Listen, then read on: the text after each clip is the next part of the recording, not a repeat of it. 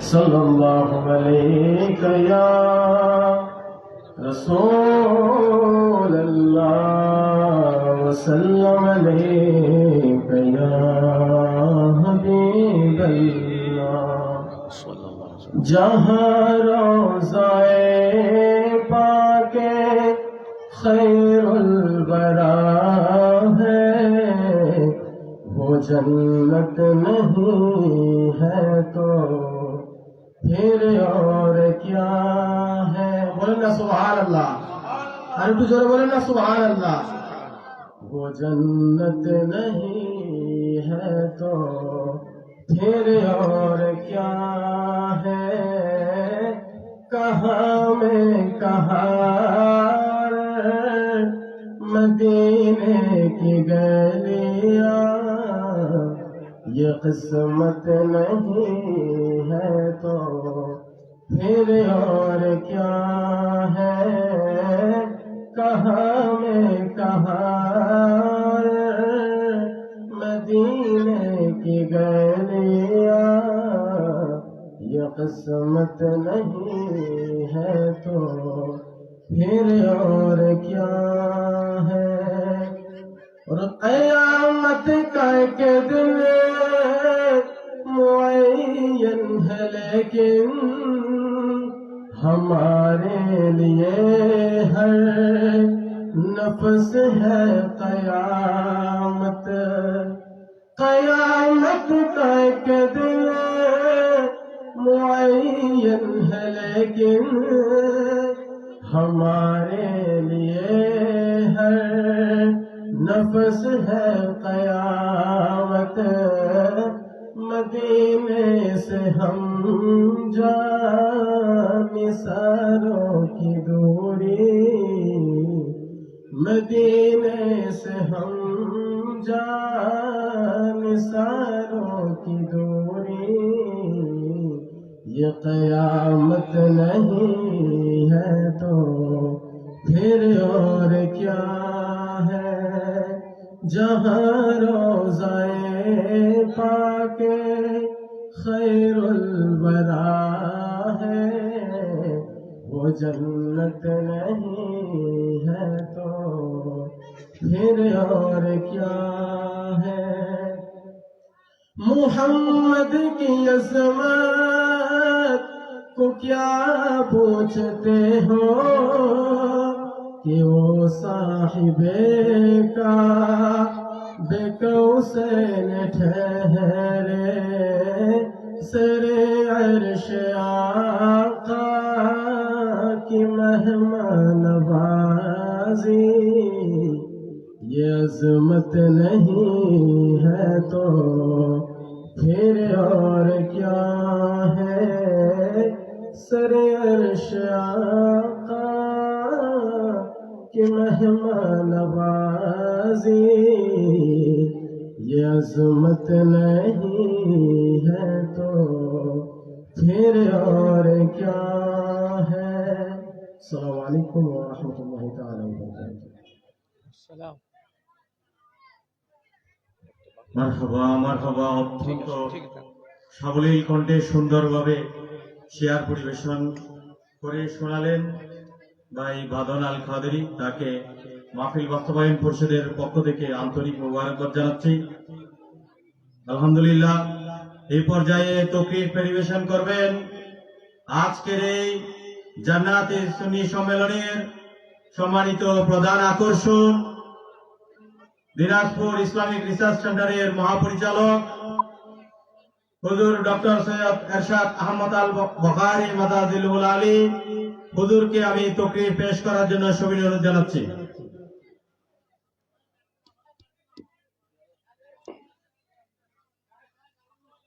আসসালামু আলাইকুম ওয়া রাহমাতুল্লাহি ওয়া বারাকাতুহু।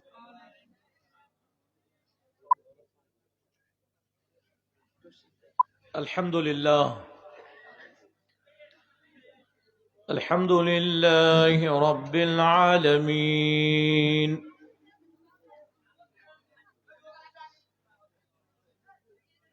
خالق الأكوان ومعلم الإنسان وخالق الشمس والقمر والنجم والشجر يسجدان والصلاة والسلام على سيد الإنس والجان نبينا وحبيبنا وحبيب الرحمن محمد وعلى آله وصحبه الكرام. أما بعد، فقد قال الله سبحانه وتعالى في القرآن المجيد والفرقان الحميد: أعوذ بالله من الشيطان الرجيم. بسم الله الرحمن الرحيم. ألم نشرح لك صدرك ووضعنا عنك وزرك الذي أنقض ظهرك ورفعنا لك ذكرك فإن مع العسر يسرا إن مع العسر يسرا فإذا فرغت فانصب وإلى ربك فارغب. صدق الله مولانا العظيم وبلغنا رسوله النبي الكريم. وقال تعالى: إن الله وملائكته يصلون على النبي يا أيها الذين آمنوا صلوا عليه وسلموا تسليما. اللهم سيدنا مولانا محمد وعلى آله سيدنا مولانا محمد। একটু মহাব্বতে, যদিও 10:15 রাত 10:10 বাজতেছে, মহাব্বতে একটু পড়ুন নবী করিম আলাইহিস সালাতু ওয়াসসালামের উপর দুরূদ ও সালাম। সুন্নিদের মজলিস, সুন্নিদের মাহফিলের আলামত হচ্ছে সুন্নিদের মাহফিল দরুদ দিয়ে সাজানো হয় এবং দুরূদ ও সালাম দিয়ে শেষ করা হয়। মহাব্বতে পড়ুন: আল্লাহুম্মা সাল্লি আলা সাইয়্যিদিনা মাওলানা মুহাম্মদ ওয়া আলা আলি সাইয়্যিদিনা মাওলানা মুহাম্মদ সাল্লাল্লাহু আলাইহি ওয়াসাল্লাম। আজকের এই পবিত্র ঈদে মিলাদুন নবী সাল্লাল্লাহু আলাইহি ওয়াসাল্লাম ও ফাতিহা ইসলাম উদযাপন উপলক্ষে দুদিন ব্যাপী 14তম বিশাল সুন্নি সম্মেলন 2025 ও ফ্রি চিকিৎসা ক্যাম্প এর আমন্ত্রিত অতিথিবৃন্দ, লম্বা লিস্ট আছে, কিন্তু স্টেজে মেহমানদের মধ্যে এখনই তশরিফ নিয়ে গেলেন আজকের আমাদের প্রধান অতিথি পীরে তরিকত আল্লামা আবুল কাসিম নুরি সাহেব মাদ্দাজুল আলী। আমার স্টেজে ওলামায়ে কেরাম এবং আমার প্রাণপ্রিয় ইসলামী ভাইয়েরা, বিশেষ করে হযরত বদর শাহ রহমতুল্লাহি আলাইহি স্মৃতি সংসদের সর্বস্তরের যারা এই কমিটিতে রয়েছেন সকলকে জানাই আসসালামু আলাইকুম ওয়া রাহমাতুল্লাহি ওয়া বারাকাতুহু। প্রবাসে যারা আছেন এবং দেখতেছেন তাদেরকেও মোবারকবাদ জানাচ্ছি। আমাকে কোরআনে কারীমের 94 নম্বর সূরা আল ইনশিরাহ, যেটা কোরআনে কারীমের 30 নম্বর পারায় আছে, এই সূরা নিয়ে আলোচনা করার জন্য আমাকে বলা হয়েছে। আলহামদুলিল্লাহ, প্রথমে তো মোবারকবাদ জানাচ্ছি আমাদের ভাইদেরকে যারা এত সুন্দর মাহফিলের আয়োজন করেছেন। আমাদের এখানে সাধারণত আমরা সোশ্যাল ওয়ার্ক বা চ্যারিটি, সমাজ সেবামূলক কাজ খুব কম হয়ে থাকে, ঠিক আছে না? কিন্তু আলহামদুলিল্লাহ এখানে খাতনার ইন্তজাম, মেয়েদের নাক ও কান যেটা ছিদ্র করার প্রোগ্রাম, ফ্রি মেডিকেল ক্যাম্প এবং মাশাআল্লাহ ব্লাড প্রেশারের গ্রুপ ও ডায়াবেটিস চেক করার জন্য আপনারা যে পদক্ষেপ নিয়েছেন, প্রথমে আমি সবাইকে অন্তরের অন্তঃস্থল থেকে মোবারকবাদ জানাচ্ছি। নবী করিম আলাইহিস সালাতু ওয়াস সালাম ইরশাদ করেছেন, খুব ধ্যান দিয়ে শুনুন, তারপরে আমি আমার বক্তব্যের দিকে যাচ্ছি। সেটা হচ্ছে প্রিয় নবী সাল্লাল্লাহু আলাইহি ওয়াসাল্লাম ইরশাদ করেছেন, তাবাসসুমুকা লি আখিকা সাদাকাতুন। খুব ধ্যান দিয়ে শুনুন, নবী করিম আলাইহিস সালাতু ওয়াস সালাম ইরশাদ করেছেন, তাবাসসুমুকা লি আখিকা সাদাকাতুন। তুমি যদি তোমার ভাইয়ের জন্য, দিনী ভাইয়ের জন্য একটা মুস্কি হাসি দাও, মুস্কি হাসি যদি দাও, তো এটা তোমার জন্য সাদকায়ে গণনা করা হবে। চিৎকার করে বলেন সুবহানাল্লাহ। কি বলছে? তাবাসসুমুকা লি আখিকা, you are smiling for your Muslim brother, this is the charity. তোমার ভাইয়ের জন্য যদি একটা মুস্কি হাসি দাও, ঠিক আছে? জাস্ট আমি আপনাকে এভাবে বুঝাচ্ছি, পরে ইনশাআল্লাহ তাআলা যদি যেমন হুজুর আসলেন, আমি যদি মুসাফা করার সময় একটা মুস্কি হাসি দেই, শেখ কেমন আছেন, মুস্কি হাসি দিলাম, এটা সাদকায়ে আল্লাহ তাআলার কাছে গণনা করা হবে। চিৎকার করে বলেন সুবহানাল্লাহ। তাবাসসুমুকা, তাবাসসুম কাকে বলে? আরবিতে হাসি, এর জন্য যে শব্দটা আছে দাদ হা কাফ, আদ-দাহাক মানে হাসি, আওয়াজ দিয়ে হাসি। আর তাবাসসামা ইয়াতাবাসসামু, আত-তাবাসসুম মুস্কি হাসি, মানে আওয়াজ না করে জাস্ট একটু স্মাইলিং করলেন। বলেন সুবহানাল্লাহ।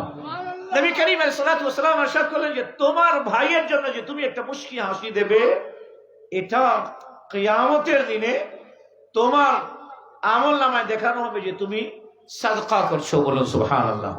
পয়সা দান করলেন না, রোজা রাখলেন না, কিচ্ছু করলেন না, খালি একটা মুস্কি হাসি দিলেন, আল্লাহ তাআলার কাছে এটা সাদকা হলো। বলুন সুবহানাল্লাহ। তো আলহামদুলিল্লাহ, যদি মুস্কি হাসি দেওয়াটাই সাদকা হয়, তাহলে খাতনা করাটা গরিব বাচ্চাদের, বর্তমানে এই এমবিবিএস ডাক্তারের অপারেশনের মাধ্যমে যে খাতনা করানো হয়, আমার যত দূর জানা আছে, কারণ আমি দিনাজপুরে করাই, তো একটা বাচ্চার জন্য 4 থেকে 5,000 টাকা ডাক্তার নেয়, ঠিক আছে না? তো 4,000 থেকে 5,000 একটা বাচ্চার জন্য নেয়। অনেক মানুষ এমন আছে যে ও 5-6 হাজার তার ইনকামেই মাসে, ঠিক কিনা? তো কোথা থেকে 5,000 টাকা আনবে তার বাচ্চার খাতনার জন্য? তো তোমাদেরকে এই হযরত বদর শাহ রাহমাতুল্লাহ আলাইহির স্মৃতি সংসদের ভাইদেরকে স্যালুট জানাচ্ছি, যারা এত সুন্দর প্রোগ্রামের আয়োজন করেছে। আলহামদুলিল্লাহ। এভাবে বিউটি পার্লারে গিয়ে নাক ছেদা, কিংবা কান ছেদা করা, এটাতেও মোটামুটি টাকা লাগে। 1500 থেকে 2000 আমাকে জানানো হলো। এটা আপনারা ফ্রিতে করলেন, আলহামদুলিল্লাহ। আল্লাহ তাআলা আপনাকে জাযায়ে খায়ের দান করেন। সবাই বলি আমিন। বাইরে যারা আছেন তাদেরকে বলবো যে সূরা আল ইনশিরাহ এর তাফসীর করা হবে। আপনারা যারা বাইরে আছেন মেহেরবানি করে দ্রুত চলে আসুন ভিতরে। দেখুন সূরা আল ইনশিরাহ, এই সূরাটা কোরআনে কারীমে 94 নম্বর সূরা এবং 30 পারার মধ্যে সূরা আল ইনশিরাহ মওজুদ আছে। এই সূরাটা মক্কা শরীফে নাজিল হয়েছে। এই সূরাতে 1টি রুকু এবং 8টি আয়াত রয়েছে, 130টি হরফ রয়েছে।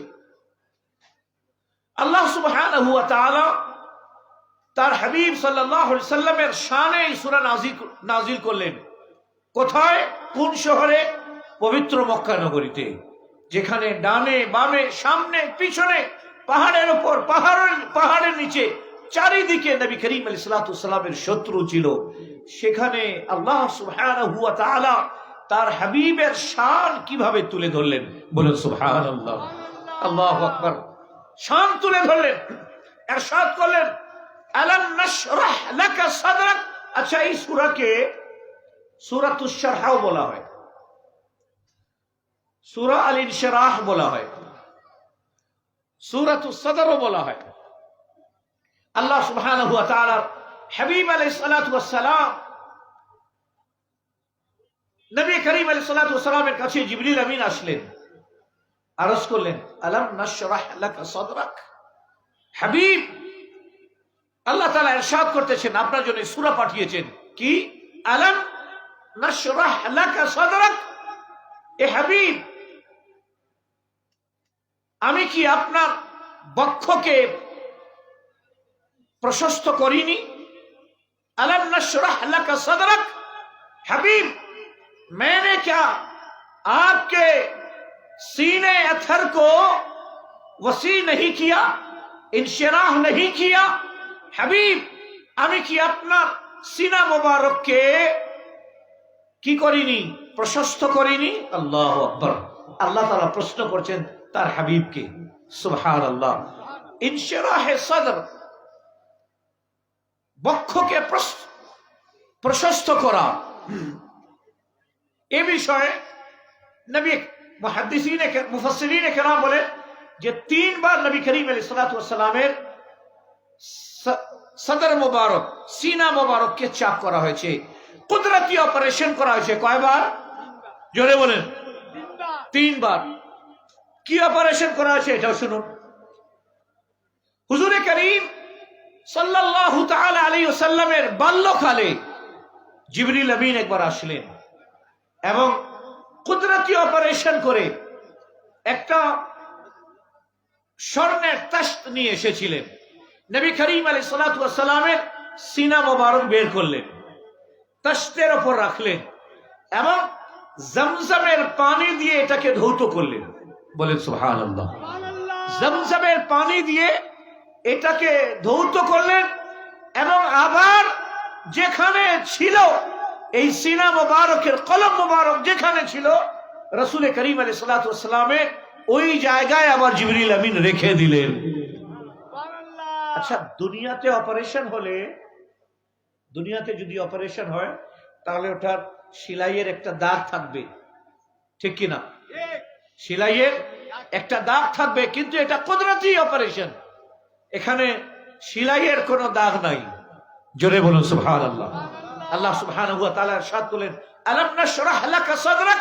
हबीब, हमने क्या आपके कल्ब अथर को इंशराह नहीं किया? 3 बार इंशराहे कल्ब হয়েছে, इंशराहे सदर হয়েছে। নবীজি কলম মোবারককে 3 বার জমজমের পানি দিয়ে ধৌত করা হয়েছে। একবার কি বললাম? কখন? বাল্যকালে। দ্বিতীয়বার হচ্ছে ওয়াহি নাজিলের পূর্বে কয়বার হলো? দুবার। তৃতীয়বার রাসূল করিম আলাইহিস সালাতু ওয়াস সালাম যখন মেরাজে তাশরীফ নিয়ে যাচ্ছেন, তখন আরেকবার জিবরিল আমিন হুজুর আলাইহিস সালাতু ওয়াস সালামের ইনশিরাহে কলব বা নবী করিম আলাইহিস সালাতু ওয়াস সালামের কলব মোবারকের অপারেশন করলেন। চিৎকার করে বলুন সুবহানাল্লাহ। তাহলে প্রিয় নবী আলাইহিস সালাতু ওয়াস সালামের লাইফে 3 বার হুজুর করিম আলাইহিস সালাতু ওয়াস সালাম এর বক্ষকে প্রশস্ত করা হয়েছে। আলাম নাশরাহ লাকা সাদরাক ওয়া ওয়াদা'না আনকা বিজরাক। এ হাবিব, আমি কি আপনার কাছ থেকে আপনার যে বোঝা ছিল আপনার উপর, এটা কি আমি সরাইনি? আল্লাহু আকবার। इरशाद करছেন, আমি ए महबूब आपके सीने पर जो बोझ था, जो वजन था, मैंने उसे हटाया। আল্লাহু আকবার। এখানে মুফাসসিরিনে কেরাম বলতেছেন, বোঝ কি ছিল? হুজুর আলাইহিস সালাতু ওয়াস সালাম বিছনায় যখন যেতেন, তখনও আমাদেরকে নিয়ে চিন্তা করতেন, আল্লাহ আমার উম্মতকে কিভাবে ক্ষমা করানো যায়, আল্লাহ আমার উম্মত কিভাবে পার পাবে, আল্লাহ আমার উম্মত কিভাবে মুক্তি পাবে, আল্লাহ আমার উম্মত জাহান্নামের শাস্তি থেকে কিভাবে বাঁচবে, আল্লাহ আমার উম্মতকে কিভাবে জান্নাতে নিয়ে যাওয়া যাবে। হুজুর সাল্লাল্লাহু আলাইহি ওয়াসাল্লাম সব সময় এটা নিয়ে চিন্তিত থাকতেন। মুফাসসিরিনে কেরামের আরেক দল বলছেন যে হ্যাঁ, কুফারে কুরাইশ এর ইসলামের বিষয়ে নবী পাক সাল্লাল্লাহু আলাইহি ওয়াসাল্লাম সব সময় চিন্তিত থাকতেন। আমার দাওয়াত তারা অ্যাকসেপ্ট করছে না, আল্লাহ তাআলার তাওহীদকে তারা মানছে না, রাসূলুল্লাহ সাল্লাল্লাহু আলাইহি ওয়াসাল্লামের রিসালাতের প্রতি তারা ঈমান আনতেছে না। এটা নিয়ে নবী করিম আলাইহিস সালাতু ওয়াস সালাম সব সময় চিন্তা করতেন। নবী করিম আলাইহিস সালাতু ওয়াস সালামের কাছে জিবরিল আমিনকে পাঠানো হলো, হাবিব আপনাকে এত চিন্তা করার কি দরকার? জোরে বলুন সুবহানাল্লাহ। হাবিব আমি জানি আপনি অনেক চিন্তা করেন। ওয়া ওয়াদা'না আনকা বিজরাক আল্লাযী আনকাদা যাহরাক। যেই বোঝ, এ আমার হাবিব আলাইহিস সালাতু ওয়াস সালাম, जो बोझ आपकी पीठ पर जो बोझ था, যে বোঝ আপনার পিঠের উপর ছিল, আমি এটাকে সরাই দিয়েছি। আল্লাযী আনকাদা যাহরাক। এরপরে আল্লাহ সুবহানাহু ওয়া তাআলা ইরশাদ করলেন, ওয়া রাফা'না লাকা যিকরাক। আল্লাহু আকবার। এই আয়াতটা এমন একটি আয়াত, দেখতে ছোট মনে হচ্ছে, ওয়া রাফা'না লাকা যিকরাক, ছোট মনে হচ্ছে, কিন্তু এই আয়াতের তাফসীর কসম খেয়ে বলছি, যদি পুরো মাস এখানে করা হয়, এই আয়াতের তাফসীর করে শেষ করা যেতে পারে না। আল্লাহ তাআলা ইরশাদ করছেন, वरफ़अना लका ज़िक्रक। ए महबूब, हमने तो आपके जिक्र को बुलंद किया। वरफ़अना लका ज़िक्रक। हबीब, আমি আপনার জিকিরকে, আপনার আলোচনাকে আমি সুমহান উচ্চ মাকাম মর্যাদা দান করেছি। ওয়ারাফা'না লাকা যিকরাক। হাবিব, আপনার জিকিরকে রিফআত দিয়েছি। হাবিব, আপনার শানকে রিফআত দিয়েছি।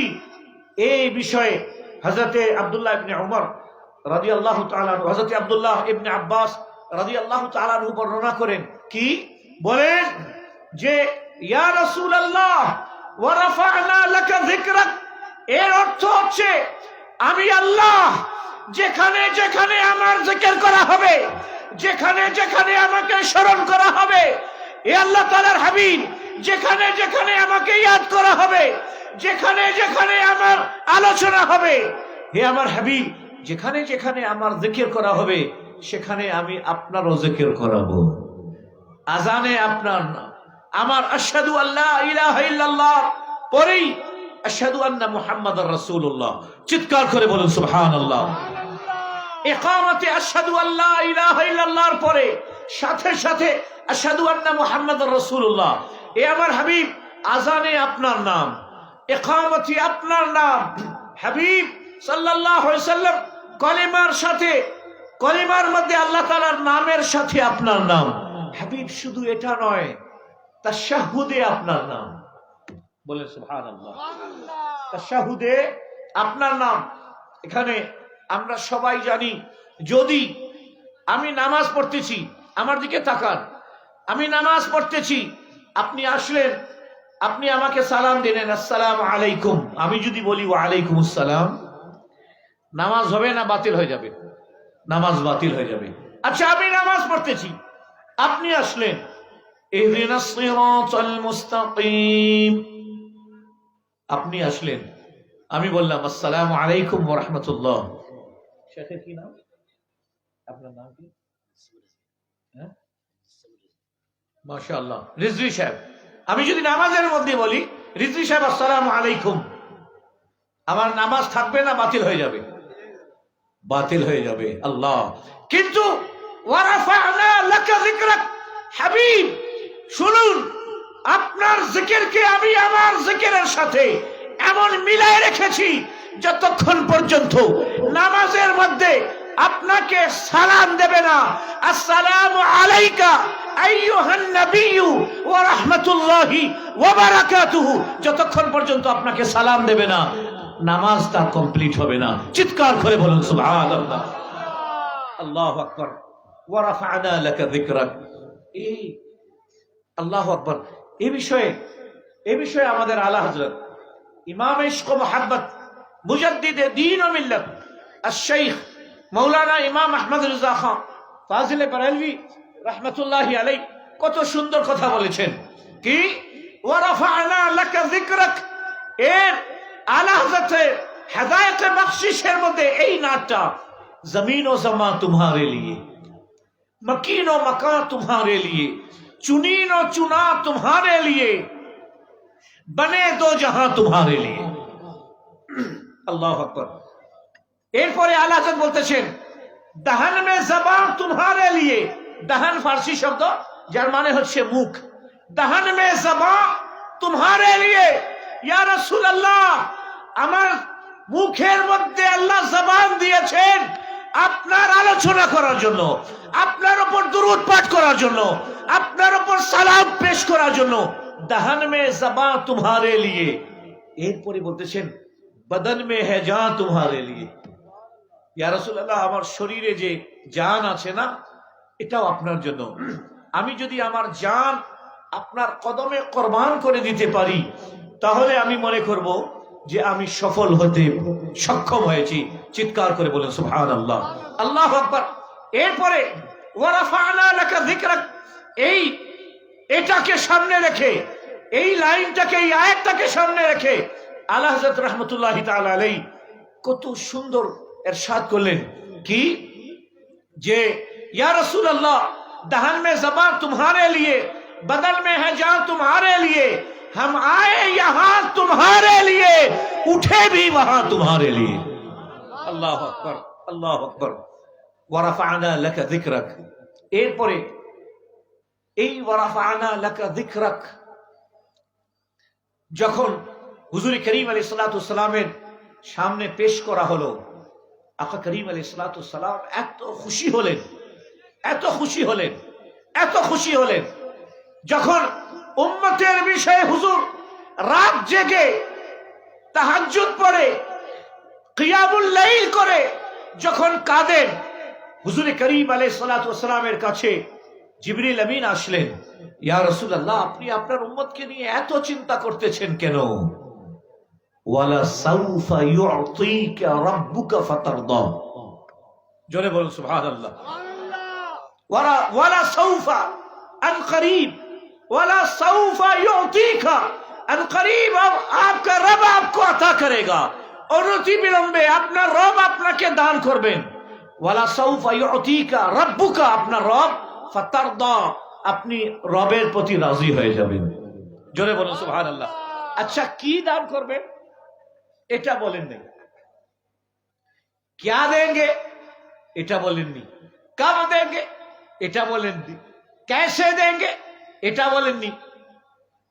আল্লাহ তাআলা ইরশাদ করছেন, ওয়ালা সাউফা ইউতিকা আন করিব, आपको आपका रब इतना देगा फतरदा, आप राजी हो जाएंगे। হাবিব, আপনার রব অনতি বিলম্বে আপনাকে এত কিছু দেবেন, এত দেবেন যে আপনি রাজি হয়ে যাবেন। আমার আলা হযরত ইমাম ইশক ও মোহাব্বত মুজাদ্দিদে দ্বীন ও মিল্লাত একেবারে এটাকে সামনে রেখে বলতেছেন, কি বলতেছেন, খুব ভালো, খুব ধ্যান দিয়ে শুনুন। खुदा की रजा चाहते हैं दो आलम, आला हज़रत বলতেছেন खुदा की रजा चाहते हैं दो आलम। আমরা নামাজ পড়ি আল্লাহকে রাজি রাখার জন্য, জিবরিল আমিন ডিউটি করেন আল্লাহকে রাজি করার জন্য, হযরতে মিকাইল তার দায়িত্ব পালন করতেছেন আল্লাহকে রাজি করার জন্য, হযরতে সাইয়্যিদুনা ইসরাফিল তিনি সুর নিয়ে দাঁড়িয়ে আছেন, ফু দেবেন আল্লাহকে রাজি করার জন্য, আজরাইল আলাইহিস সালাম গ্রামে গঞ্জে গিয়ে রূহ কবজ করতেছেন আল্লাহকে রাজি করার জন্য। আমরা হজ করি, যাকাত দেই, মসজিদ নির্মাণ করি আল্লাহকে রাজি করার জন্য। আলা হযরত গোটা বিশ্ব দাঁড়িয়ে রাখছি আল্লাহকে রাজি করার জন্য, ঠিক কিনা? একটু জোরে বলেন। এই যে মসজিদ, আপনারা মসজিদ যে বানাচ্ছেন কাকে রাজি করার জন্য? জোরে বলেন। আল্লাহকে রাজি করার জন্য। রাত্রে, এই শীতের সময় রাত্রে উঠে তাহাজ্জুদ পড়েন কাকে রাজি করার জন্য? একটু উত্তর দেন। রাত্রে উঠে মায়ের পা টিপেন কাকে রাজি করার জন্য? পবিত্র খানা খাবার তাওয়াফ করেন ভিড়ের মধ্যে, গরমের মধ্যে, রওজা শরীফে আকা করিম সাল্লাল্লাহু আলাইহি ওয়াসাল্লামের দরবারে আকদাসে গিয়ে কাঁদেন কাকে রাজি করার জন্য? আল্লাহকে রাজি করার জন্য। আলা হযরত বলছেন খোদা কি রাজা চাহতে हैं दो आलम, আল্লাহকে রাজি করার জন্য দুই আলম, ইহকাল এবং পরকাল, দুই জগৎ, এই জগৎ ওই জগৎ। खुदा की रजा चाहते हैं दो आलम, तमाम कायनात আল্লাহকে রাজি করতে চায়, ঠিক কি না?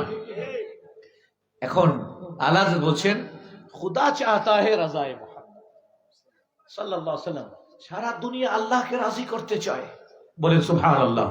আর আল্লাহ বলেন এ হাবিব ওয়ালা সাউফা ইউতিকা রাব্বুকা ফাতারদা, আমি অনতিবিলম্বে আপনাকে এত দেব যে আপনি আপনার রবের প্রতি রাজি হয়ে যাবেন। পুরো দুনিয়া আল্লাহকে রাজি করতে চাচ্ছে আর আল্লাহ তার হাবিবকে রাজি করতে চাচ্ছেন। চিৎকার করে বলুন সুবহানাল্লাহ। खुदा की रजा चाहते हैं दो आलम और खुदा चाहता है रजाए मोहम्मद सल्लल्लाहु अलैहि वसल्लम। अच्छा, মজার বিষয় হচ্ছে যে নবী করিম আলাইহিস সালাতু সালাম যখন মেরাজে তশরিফ নিয়ে গেলেন, তো মেরাজে যে তশরিফ নিয়ে গেছেন এটা কি ইবাদতের জন্য গেছেন না আল্লাহ তাআলার সাথে সাক্ষাৎ করার জন্য? কে বলতে পারবে? ইবাদতের জন্য না আল্লাহ তাআলার সাথে সাক্ষাৎ করার জন্য? আল্লাহ তাআলার সাথে সাক্ষাৎ করার জন্য হাবিব তশরিফ নিয়ে গেছেন। কারণ ইবাদত তো হুজুর এত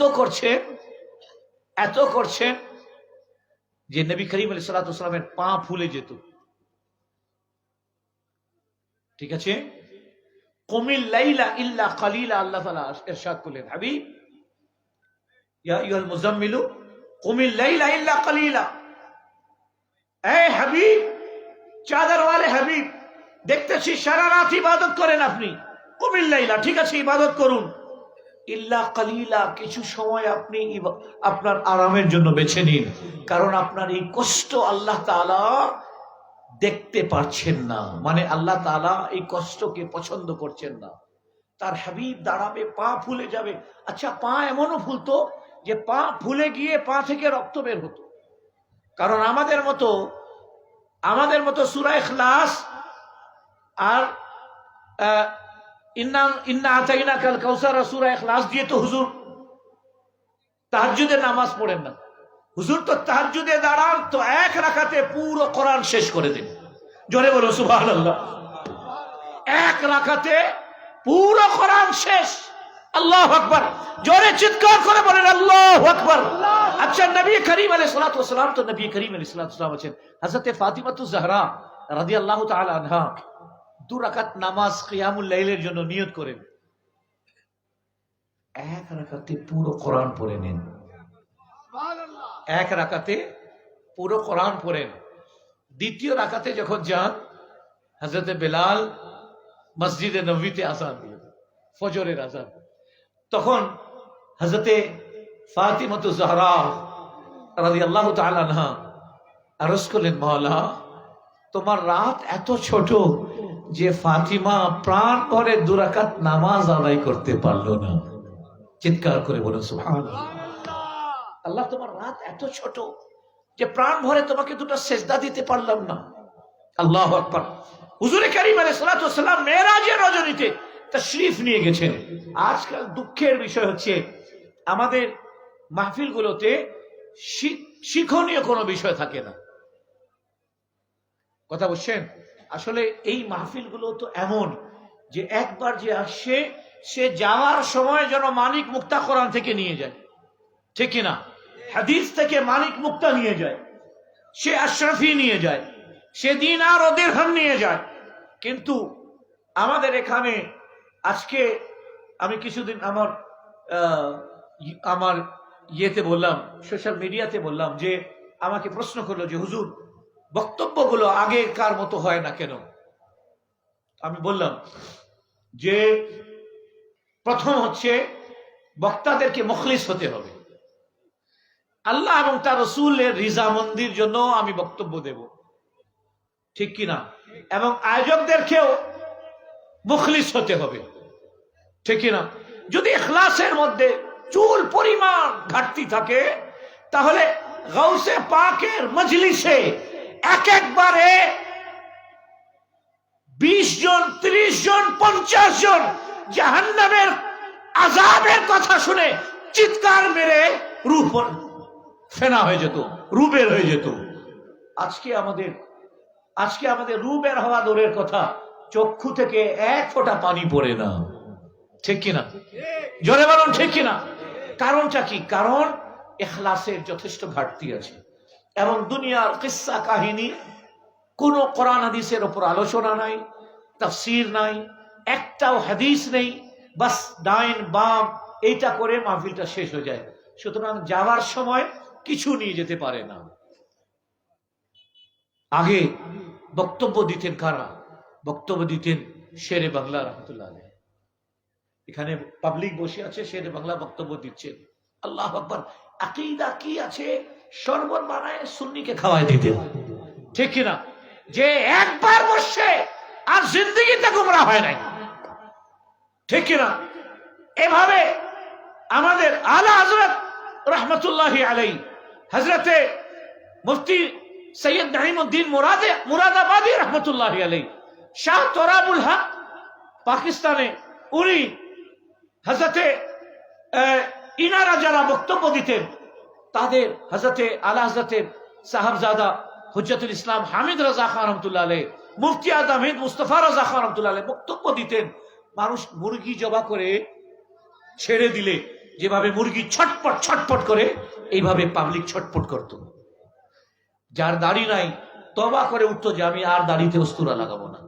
যে নামাজ পড়ে না ওখানে বসে তওবা করতো, যা হয়েছে হয়েছে, নামাজ এখন থেকে শুরু করব, আর পিছনে কাজা নামাজগুলো আদায় করে নেব। জোরে বলেন সুবহানাল্লাহ। আজকে পরিবর্তন নাই। পরিবর্তন না থাকার কারণে ওয়াজ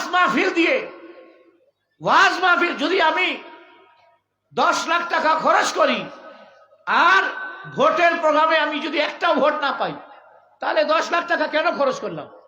আমি এত লাখ টাকা খরচ করে একজনকে যদি নামাজি বানাতে না পারি, একজনকে রাসূলুল্লাহ সাল্লাল্লাহু আলাইহি সাল্লামের দাড়ি রাখাইতে না পারি, তাহলে এই ধরনের মজলিসে আমার ফায়দাটা কি? ঠিক কিনা? জোরে হাত তুলে বলেন ঠিক কিনা? হাত তুলে বলুন ঠিক কিনা? আমাদের দরকার আছে ইসলাহ, সংশোধনের। তো নবী করিম আলাইহিস সালাতু ওয়াস সালাম যে মেরাজে তাশরীফ নিয়ে গেলেন, ইবাদতের জন্য না আল্লাহ তাআলার সাথে সাক্ষাতের জন্য? আল্লাহ তাআলার সাথে সাক্ষাতের জন্য। নবী করিম আলাইহিস সালাতু ওয়াস সালাম রাহমাতুল লিল আলামিন। আল্লাহু আকবার। হুজুর করিম আলাইহিস সালাতু ওয়াস সালাম রাহমাতুল লিল আলামিন, হুজুর করিম সাল্লাল্লাহু আলাইহি সাল্লাম আমাদেরকে নিয়ে চিন্তা করতেছেন। দেখলেন আল্লাহ সুবহানাহু ওয়া তাআলা। আচ্ছা শুনেন, এ ভাইরা আমার দিকে তাকাও।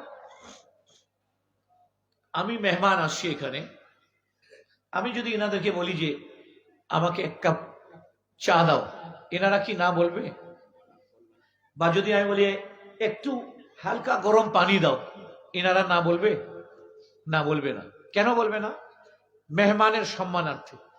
মেজবান যখন মেহমানের কাছে কোনো জিনিস পেশ করে আর মেহমান যখন ওটাকে অ্যাকসেপ্ট করে নেয়, তো ওটা মেজবানের জন্য অনেক বড়, সাহেবে দাওয়াতের জন্য অনেক বড় আনন্দের বিষয় হয়। আর সবকিছু রেখে দিল, উনি হাতও লাগালো না, এটাতে দুঃখ পায়, ঠিক কিনা? তো আল্লাহ তাআলার হাবিব আলাইহিস সালাতু ওয়াস সালাম মেরাজের রজনীতে মেহমান হয়ে গেছে। মেজবানকে বলেন না, দাওয়াত কে দিয়েছেন? আল্লাহ। কে দিয়েছেন? আল্লাহ। আল্লাহ সুবহানাহু ওয়া তাআলা আজকে সাহেবে দাওয়াত, আজকে মেজবান, রসুল মেহমান। নবী করিম সাল্লাল্লাহু আলাইহি ওয়াসাল্লাম দেখলেন যে সুযোগ ভালো আছে, এই সুযোগটাকে কাজে লাগাই। কোটিবার সালাম আপনাকে হে রসুল, কত বড় আপনি দয়ালু। ওখানে সাক্ষাতের জন্য গেছেন, ওখানেও আমাদেরকে চিন্তা করতেছে। ওখানে সাক্ষাতের জন্য গেছেন আপনার মনিবের সাথে, কিন্তু ওখানেও আমাদেরকে ভুলে যাননি। আল্লাহ, ইনি হচ্ছেন রাহমাতুল লিল আলামিন। হুজুর করিম আলাইহিস সালাতু ওয়াস সালাম দেখলেন যে সুযোগ ভালো আছে, আজকে আমি মেহমান, আল্লাহ মেজবান, আল্লাহ তাআলার দাওয়াতে আমি লাব্বাইক বলে হাজির হয়েছি। আজকে যা চাবো আমার আল্লাহ না বলবেন না, জোরে বলুন সুবহানাল্লাহ। যা চাবো আল্লাহ দান করবেন। সুতরাং আমি আজকে নিজের জন্য কিছু চাবো না, আমার গুনাহগার উম্মতের জন্য চাবো। এবং আল্লাহ তাআলার কাছে সবচেয়ে পছন্দনীয় আমল কোনটা জানেন? সেজদা। সবচেয়ে পছন্দ করেন আল্লাহ তাআলা সেজদাকে। নবী করিম আলাইহিস সালাতু ওয়াস সালাম সেজদায় মাথা নিয়ে গেলেন, সেজদায় মাথা নিয়ে গেলেন, সেজদায় পড়ে গেলেন। একবার সুবহান রাব্বিয়াল আলা, দুবার সুবহান রাব্বিয়াল আলা, তিনবার সুবহান রাব্বিয়াল আলা। আল্লাহ সুবহানাহু ওয়া তাআলা দেখতেছেন আমার হাবিব কখন মাথা সেজদা থেকে উঠান। নবীজি কিন্তু উনিও বলতেছেন আজকে সুযোগ আছে মাওলা, আমি সেজদা থেকে মাথা তুলবো না, আমি মাথা তুলবো না। 5 বার, 7 বার, 9 বার, 11 বার মাথা তুলছেন না। ইরফা রাসাকা ইয়া হাবিব, হাবিব सर तो उठाइए, सलमा शीता मांगिए, क्या मांगेंगे? হাবিব মাথা উঠান সেজদা থেকে, আমি দেখতেছি আপনি কিছু চাচ্ছেন, চান, যা চাবেন আমি তাই দান করব। চিৎকার করে বলুন সুবহানাল্লাহ। চান, যা চাবেন তাই দান করব। আল্লাহু আকবার। হাবিব ফরমান যাই আপনার চাওয়ার উপর। কি চাইলেন জানেন? মানে আল্লাহ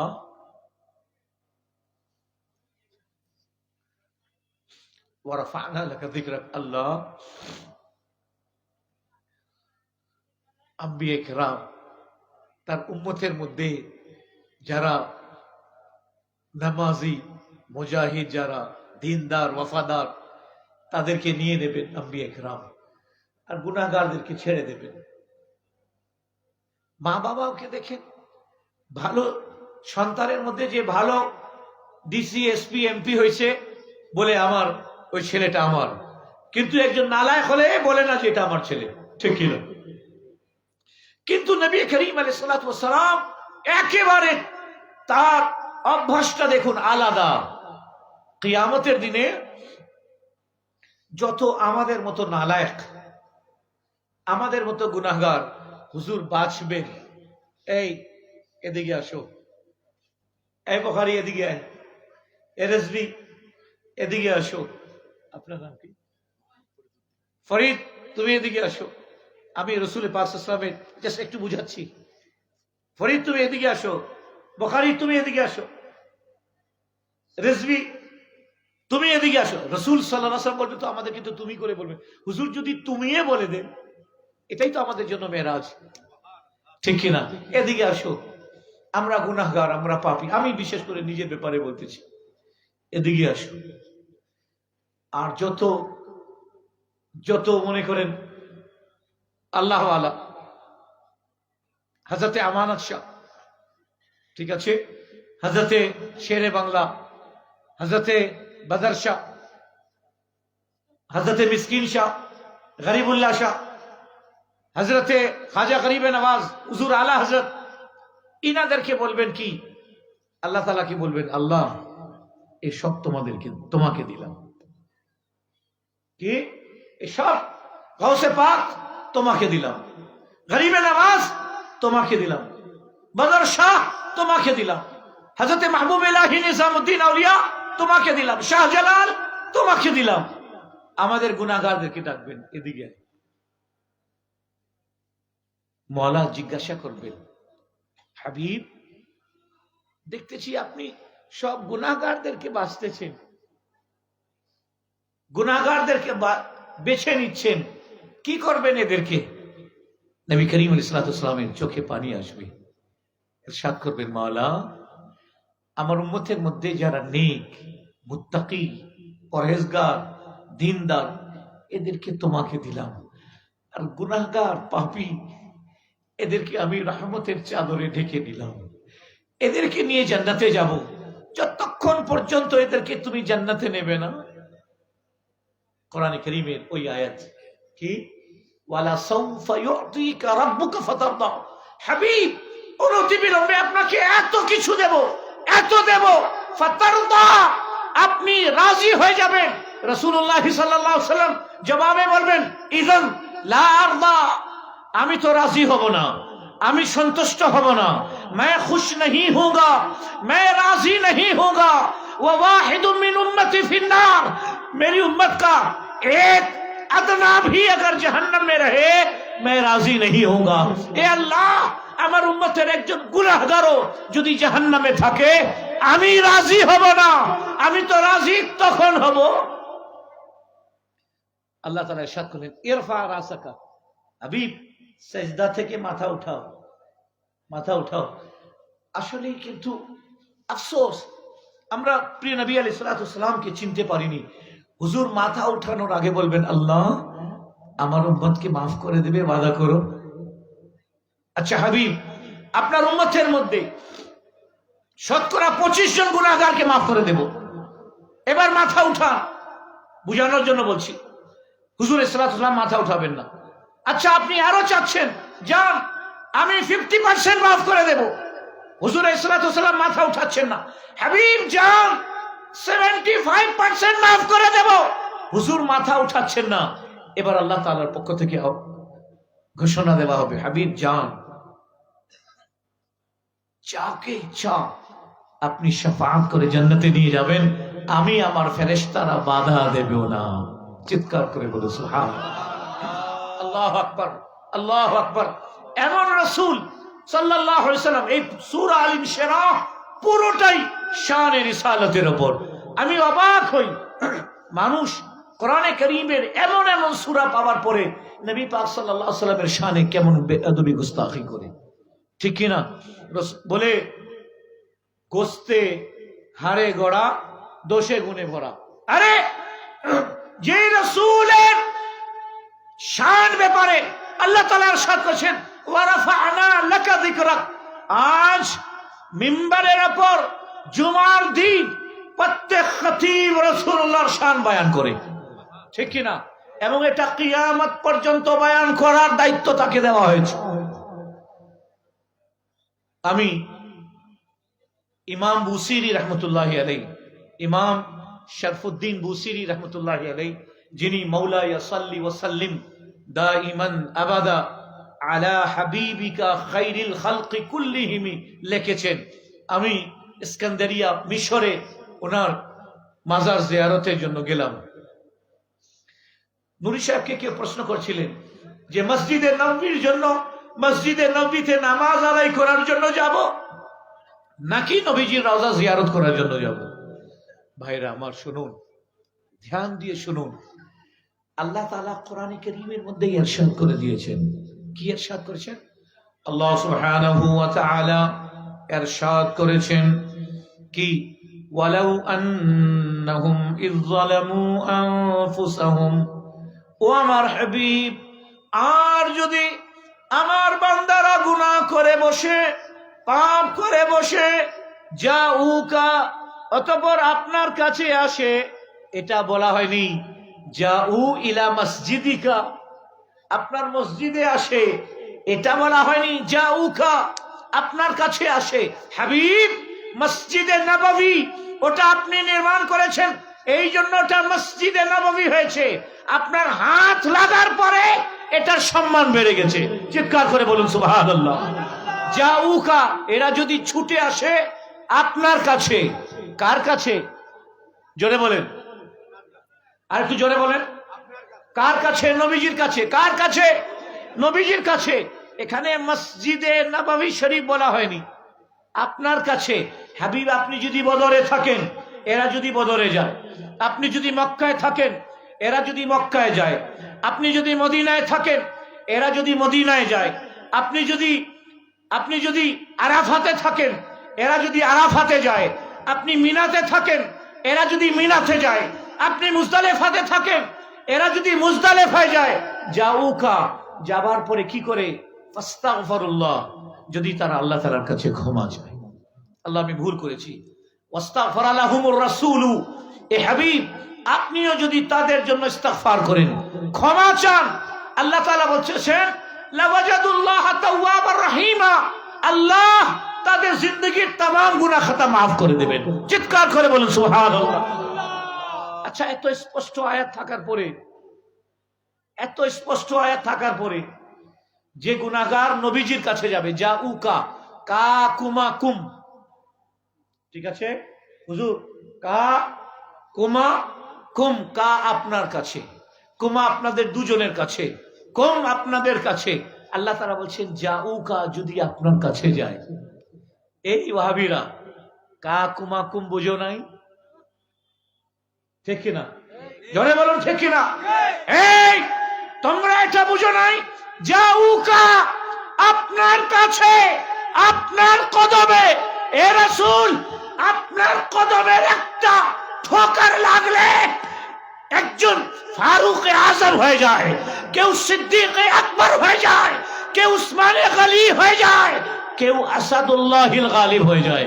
হাবিব আপনার কাছে গেলে এই মর্যাদা পায়। চিৎকার করে বলুন সুবহানাল্লাহ। এই বুদ্ধিটা তাদের নাই। কাকুমাকুমেরা বুঝে না। মসজিদে নববী শরীফের মর্যাদা আছে, কিন্তু মসজিদে নবী শরীফের মর্যাদা আমার রসুলের পাক কদম মোবারক লাগার কারণে হয়েছে। ঠিক কিনা? মসজিদে নবী শরীফের মর্যাদা বেড়েছে আমার রসুলের কদম লাগার কারণে। জনাব, কিসের সাথে কার তুলনা করতেছেন? মসজিদে নববী। এখানে যদি একটু ধ্যান দিয়ে, একটা বাজারের নাম যদি রাখে শেরে বাংলা বাজার, কথাটা বুঝেন। এখানে যদি একটা মার্কেটের নাম রাখে শেরে বাংলা মার্কেট, এখানে যদি একটা এতিমখানা নাম রাখে শেরে বাংলা এতিমখানা, ধ্যান দিয়ে শুনেন। একটা কমিউনিটি সেন্টারের নাম যদি রাখে শেরে বাংলা কমিউনিটি সেন্টার, আমার প্রশ্ন, শেরে বাংলা বাজার, তো শেরে বাংলা আফজল নাকি বাজারটা আফজল? জোরে বলেন। শেরে বাংলা মার্কেট, শেরে বাংলা আফজল নাকি মার্কেটটা আফজল? আরে বুদ্ধির ক্ষেত্রে অন্ধরে এটা বুঝলি না? মসজিদে নববী, তো মসজিদটা আফজল নাকি নবী আফজল? জোরে বলুন। আমরা মসজিদে নববীকে রাসূলুল্লাহ সাল্লাল্লাহু আলাইহি ওয়াসাল্লামের কদম মুবারক লাগার কারণে ওটাকে মসজিদে নববী বলি। ঠিক কিনা? ওটাকে মসজিদে নববী বলি। আরে জানো, আগে তো বাইতুল মুকাদ্দাসের দিকে মুখ করে নামাজ পড়া হতো, কিন্তু আমার রাসূলের মন একবার চাইলো যে ইহুদিরা ওদিকে মুখ করে উপাসনা করে ইবাদত করে, আমরা ওদিকে মুখ করে করি। ইহুদিরা আমাদের উপর একটু কটাক্ষ করতেছে, সব জিনিসে তো আমাদের বিরোধিতা, কিন্তু কিবলার ক্ষেত্রে তো আমাদের সাথেই তোমরা আছো। আল্লাহ সুবহানাহু ওয়া তাআলা বা এর দরবারে নবী পাক সাল্লাল্লাহু আলাইহি ওয়াসাল্লাম মাথা উঠালেন। কোরআনে আয়াত নাজিল হলো, কাদ নারা তাকাল্লুবা ওয়াজহিকা ফিস সামা। হাবিব বার আল্লাহ তাআলা বলছেন, হে হাবিব, জিবরিল আমিনকে পাঠালেন, জিবরিল যাও, আমার হাবিব বারবার ওহীর ইন্তজার করতেছেন, অপেক্ষা করতেছেন, বারবার মাথা উপরে করতেছেন। হাবিব, কাদ নারা, আমি দেখতেছি। আল্লাহ, জোরে বলুন সুবহানাল্লাহ। আল্লাহ তাআলা বলেন আমি দেখতেছি। বারবার আসমানের দিকে আপনি মাথা উঠাচ্ছেন। আপনি চাচ্ছেন কি আমি এটাও জানি, বলেন সুবহানাল্লাহ। আপনি চাচ্ছেন খানা কাবা, আপনি চাচ্ছেন বাইতুল মুকাদ্দাস যেন আর আমাদের কিবলা না হয়, আমাদের কিবলা যেন খানা কাবা হয়। এখানে কিবলা তো এদিকে না, এদিকে, ঠিক আছে? আগে নামাজ পড়া হচ্ছিল এদিকে, পুরো উল্টো, এদিকে বাইতুল মুকাদ্দাসের দিকে। নবী করিম আলাইহিস সালাতু ওয়াস সালাম নামাজ অবস্থায় কাদ নারা তাকাল্লুবা ওয়াজহিকা ফিস সামা, বারবার এইভাবে দেখতেছেন, আল্লাহ একটি আয়াত নাজিল করে দাও, আল্লাহ কিবলাটা চেঞ্জ করে দাও। আল্লাহ ওই কিবলাকে আমরা কিবলা আর বানাতে চাচ্ছি না যে কিবলার দিকে ইহুদিরা মুখ করে নামাজ পড়ে। আমরা এখন চাচ্ছি, আমি চাচ্ছি খানা কাবা যেন আমাদের কিবলা হয়। আল্লাহ, জোরে বলুন সুবহানাল্লাহ। তখন জিবরিল আমিন আসলেন, আসার পরে আল্লাহ তাআলার পক্ষ থেকে আয়াতটা নিয়ে আসলেন এবং ইরশাদ করলেন, তরদাহাস, এ হাবিব, আপনাকে রাজি করার জন্য, হাবিব আপনাকে সন্তুষ্ট করার জন্য যান কিবলা চেঞ্জ করে দিলাম, আপনাকে রাজি করার জন্য। বুঝা গেল কিবলা আল্লাহ চেঞ্জ করেছেন রাসূলকে রাজি করার জন্য। চিৎকার করে বলুন সুবহানাল্লাহ।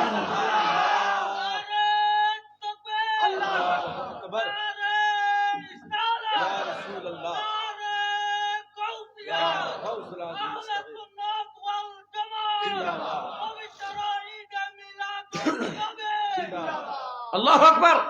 চিন্তা করছেন, খানা কাবা কে কিবলা বানানো হলো রাসূলুল্লাহকে রাজি করার জন্য।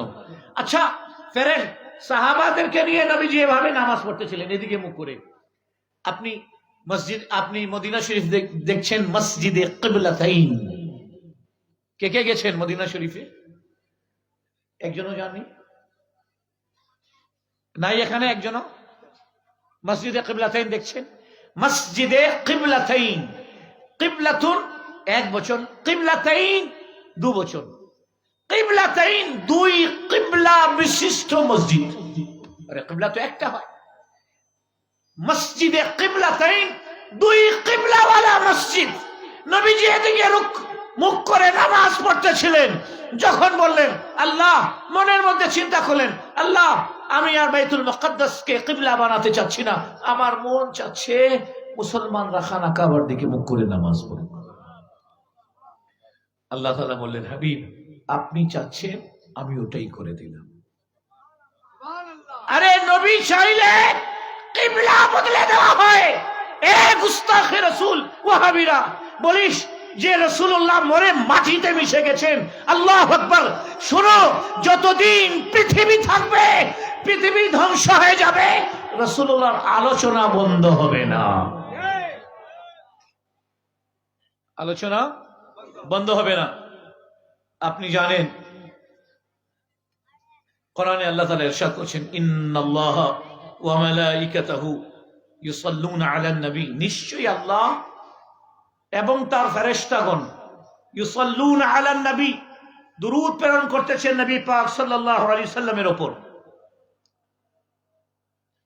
আসুন, এই ওয়ারাফা'না লাকা যিকরাক এর আলোকে বলতেছি, দুরূদ পাঠ করতেছেন, দুরূদ প্রেরণ করতেছেন, ইউসাল্লুনা আলান নবী, দুরূদ প্রেরণ করতেছেন নবী করিম আলাইহিস সালাতু ওয়াস সালামের উপর।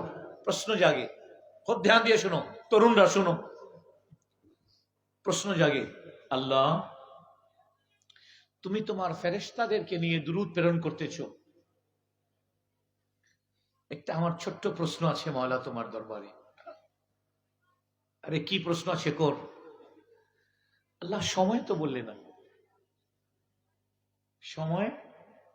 সময় তো বললে না, কবে থেকে দুরূদ পাঠ করতেছো, দুরূদ প্রেরণ করতেছো ফেরেশতাদেরকে নিয়ে? জবাব আসবে, আরে কবে থেকে, যখন কবে শব্দ জন্ম হয়নি, সৃষ্টি হয়নি। টাইমটা কি ছিল? আরে টাইম তো বানানো হলো চন্দ্র সূর্য সৃষ্টি করার পরে টাইমকে সৃষ্টি করা হলো, ঠিক কিনা? যখন টাইম সৃষ্টি হয় নাই, তখনও আমি দুরূদ প্রেরণ করতেছিলাম। যখন দিন ছিল না তখনও দুরূদ প্রেরণ করতেছিলাম। যখন রাত ছিল না তখনও দুরূদ প্রেরণ করতেছিলাম। যখন সপ্তাহ ছিল না তখনও দুরূদ প্রেরণ করছিলাম। যখন মাস ছিল না তখনও দুরূদ প্রেরণ করতেছিলাম। যখন বছর ছিল না তখনও দুরূদ প্রেরণ করতেছিলাম। যখন যুগ ছিল না, সেঞ্চুরি ছিল না, হাফ সেঞ্চুরি ছিল না, তখনও দুরূদ আমার হাবিবের ওপর প্রেরণ করতেছিলাম। আল্লাহ, বুঝলাম, একটু দয়া করে বলবে? বলে শোনো, আমার একটা শব্দ আমি বলেছি, ওয়া মালাইকাতাহু, তার ফেরেশতাদেরকে নিয়ে, আমি আমার ফেরেশতাদেরকে নিয়ে, যখন ফেরেশতা ছিল না তবু আমি দুরূদ প্রেরণ করতেছিলাম। যখন হযরতে জিবরিল, মিকাইল, ইসরাফিল, ইসরাইল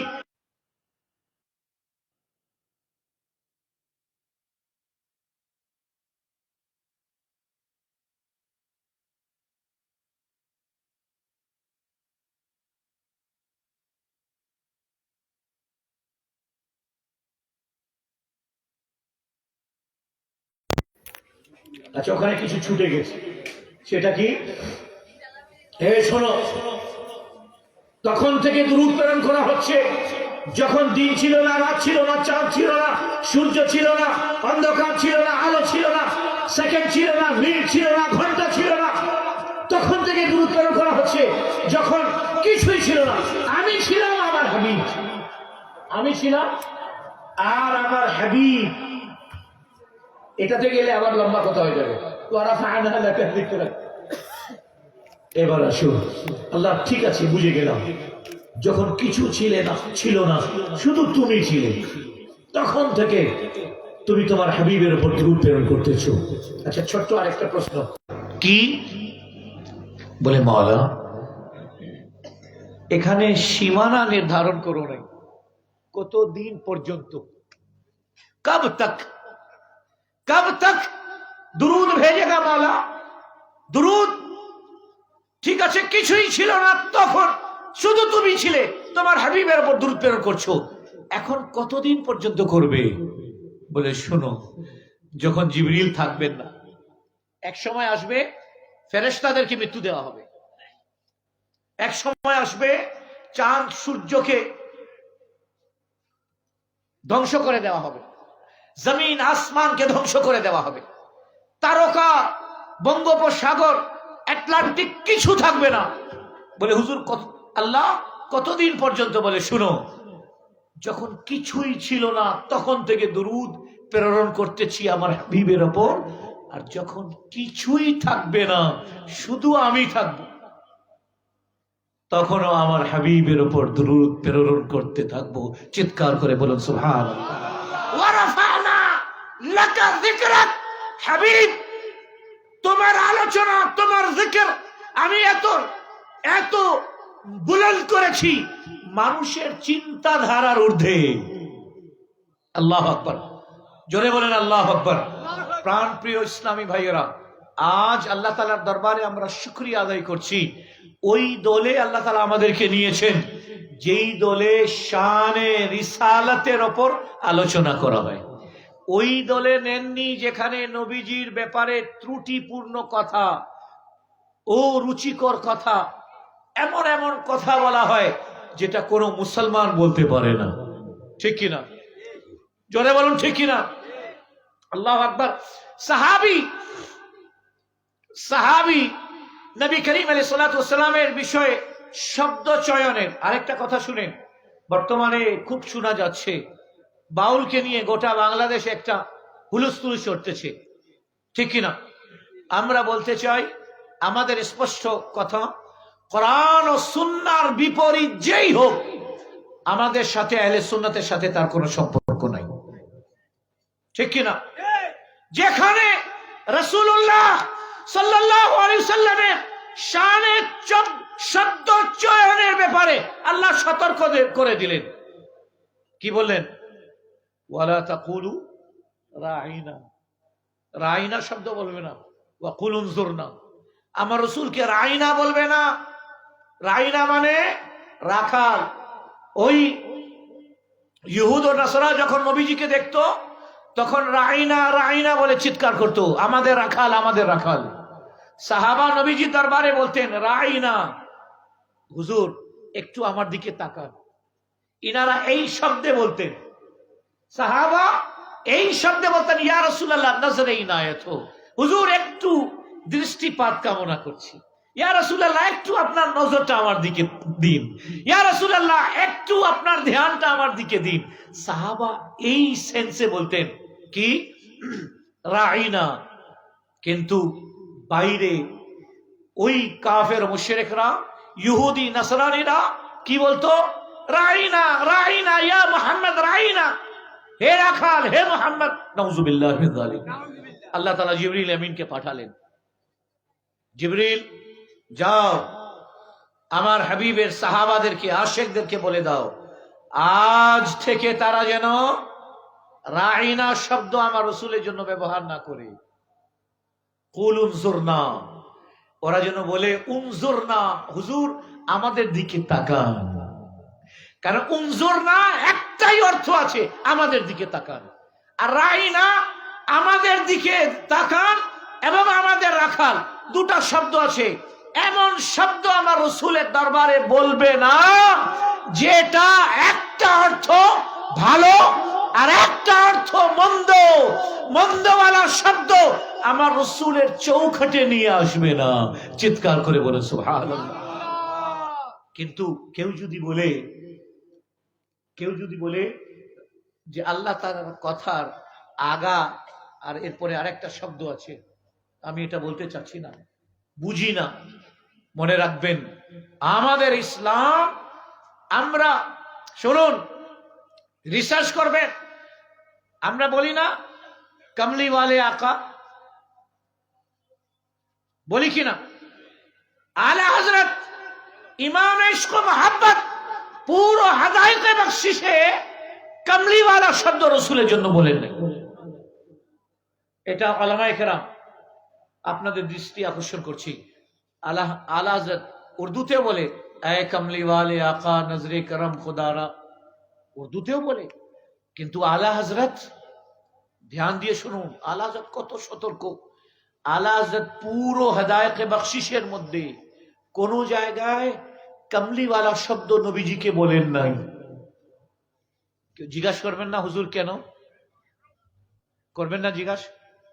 জিজ্ঞাসা করবেন না কেন বলেননি হুজুর? শুনুন, আরবিতে একটা কায়দা আছে, সেটা হচ্ছে তাসগীর, কোন জিনিসকে ছোট করে দেখানো। যেমন কিতাব, এই কিতাবকে যদি বলি কিতাব, তাহলে এত মোটা কিতাবও হতে পারে, এত মোটা কিতাব হতে পারে, এত মোটা কিতাব হতে পারে, এত মোটা কিতাব হতে পারে। কিন্তু যদি আমি বলি কুতাইব, তাসগীরে সিগা, মানে ছোট্ট একটা পুস্তিকা, কথা বুঝে আসছে? এভাবে শাবুন মানে হচ্ছে তরুণ, কিন্তু আমি যদি বলি শুআইব, ছোট্ট একটা তরুণ। রাজুলুন, একজন বীর বাহাদুর পুরুষ, কিন্তু আমি যদি বলি রুজাইল, ছোট্ট একটা পুরুষ। তো আরবিতে তাসগীর আনা হয় ছোট্ট প্রমাণ করার জন্য, কিতাবের ছোট্ট কিতাবের জন্য কুতাইব। শাবুন মানে তরুণ জোয়ান, আর ছোট্ট জোয়ান শুআইব। রাজুলুন মানে পুরুষ, ছোট্ট পুরুষ রুজাইল। এভাবে উর্দুতে কম্বল মানে কম্বল, কম্বল মানে কম্বল, আর কামলি ছোট্ট কম্বল। কথা বুঝে আসছে? কামলি মানে ছোট্ট কম্বল। এটা উর্দু ভাষা, যেহেতু আমার তো মাতৃভাষা, আমাদের হযরতে নিজামুদ্দিন আউলিয়া রহমতুল্লাহ আলাইহির আমরা বংশধর। 47-এ আমার দাদা ছিলেন নর্থ বেঙ্গলে, আমরা বাসাতে এখনো উর্দু বলি। তো কম্বল, কম্বল মানে বড় কম্বল, আর কামলি তাসগীর, ছোট্ট একটা কম্বল। তো আলা আযম বলছেন যে আমার রাসূলের জুতা মোবারককে কেউ ছোট জুতা বলুক, আমি এটা বরদাস্ত করব না। আমার রাসূলের কম্বল মোবারককে কেউ ছোট কম্বল বলুক, আমি এটা বরদাস্ত করব না। এই জন্য আমি পুরো হেদায়েতে বখশিশে কামলিওয়ালায় আকা কোন জায়গায় বলি নাই। জোরে বলুন সুবহানাল্লাহ। কথা বুঝে আসছে? তার মানে এই নয় যারা কামলিওয়ালা বলছে তারা বেয়াদবি করছে, না, এটা কিন্তু বেয়াদবিও না। কিন্তু আল্লাহ হযরতের আমরা সুন্নিরা, আমরা তো নর্থ বেঙ্গলে আছি, ওয়ারাফা'না লাকা যিকরাক, এটার উপর যতটুকু আলোচনা সুন্নিরা করে, ওয়ারাফা'না লাকা যিকরাক, সূরা আল ইনশিরাহ এর সত্যিকার তাফসীর যেভাবে সুন্নিরা করে, পৃথিবীতে এরকম তাফসীর কেউ করে না। আল্লাহ তাআলা ইরশাদ করলেন কি, ववदअना अन्का विज़रक, क्या मैंने आपसे बोझ नहीं हटाया, আমি কি আপনার কাছ থেকে বোঝ সরাইনি? আল্লাযী আনকাযা যাহরাক, যে বোঝ আপনার পিঠের উপর রাখা ছিল, আপনি অনুভব করতেন সব সময় যে আমার পিঠের উপর বোঝ আছে। ওয়ারাফা'না লাকা যিকরাক, হাবিব আপনার জিকির কি আমি উচ্চ মহান বুলন্দি দান করেছি।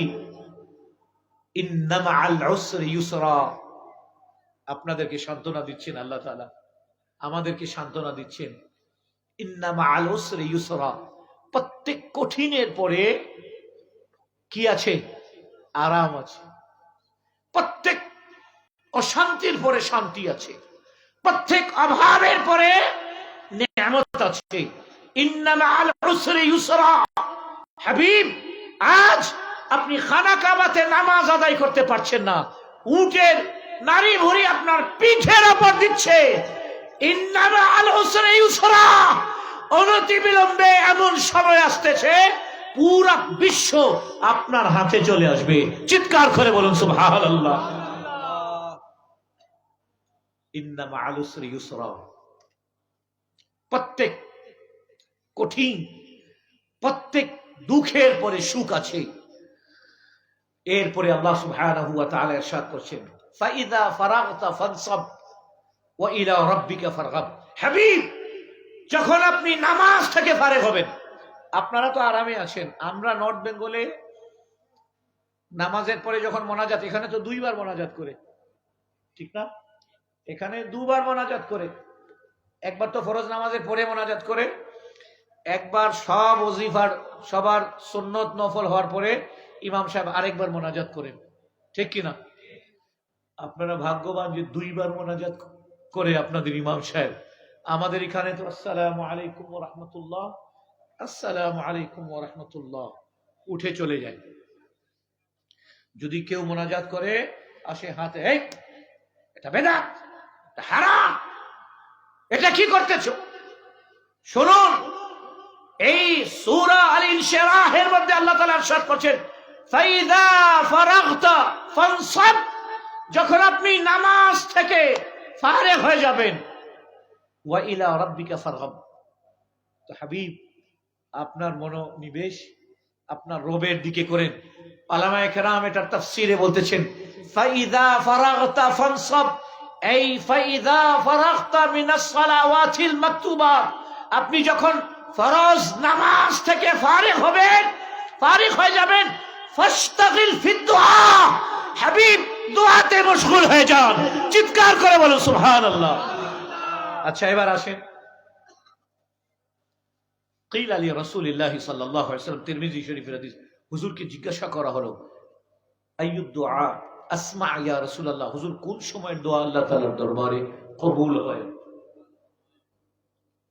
সাহাবা প্রশ্ন করছেন আমাদের জন্য, জোরে বলুন সুবহানাল্লাহ। হুজুর কোন সময়ের দোয়া আল্লাহ তাআলার দরবারে কবুল হয়? নবী করিম আলাইহিস সালাতু ওয়াস সালাম কি ইরশাদ করলেন শুনুন, শুনবেন? কারা কারা শুনবে না হাত তুলে দেখি। আমি বলছি শুনবে না, আচ্ছা, না বুঝে হাত তুলছেন। এবার বলেন শুনবেন? কোন সময়ের দোয়া কবুল হয় শুনবেন? শুনবেন হাত তুলেন। মারহাবা।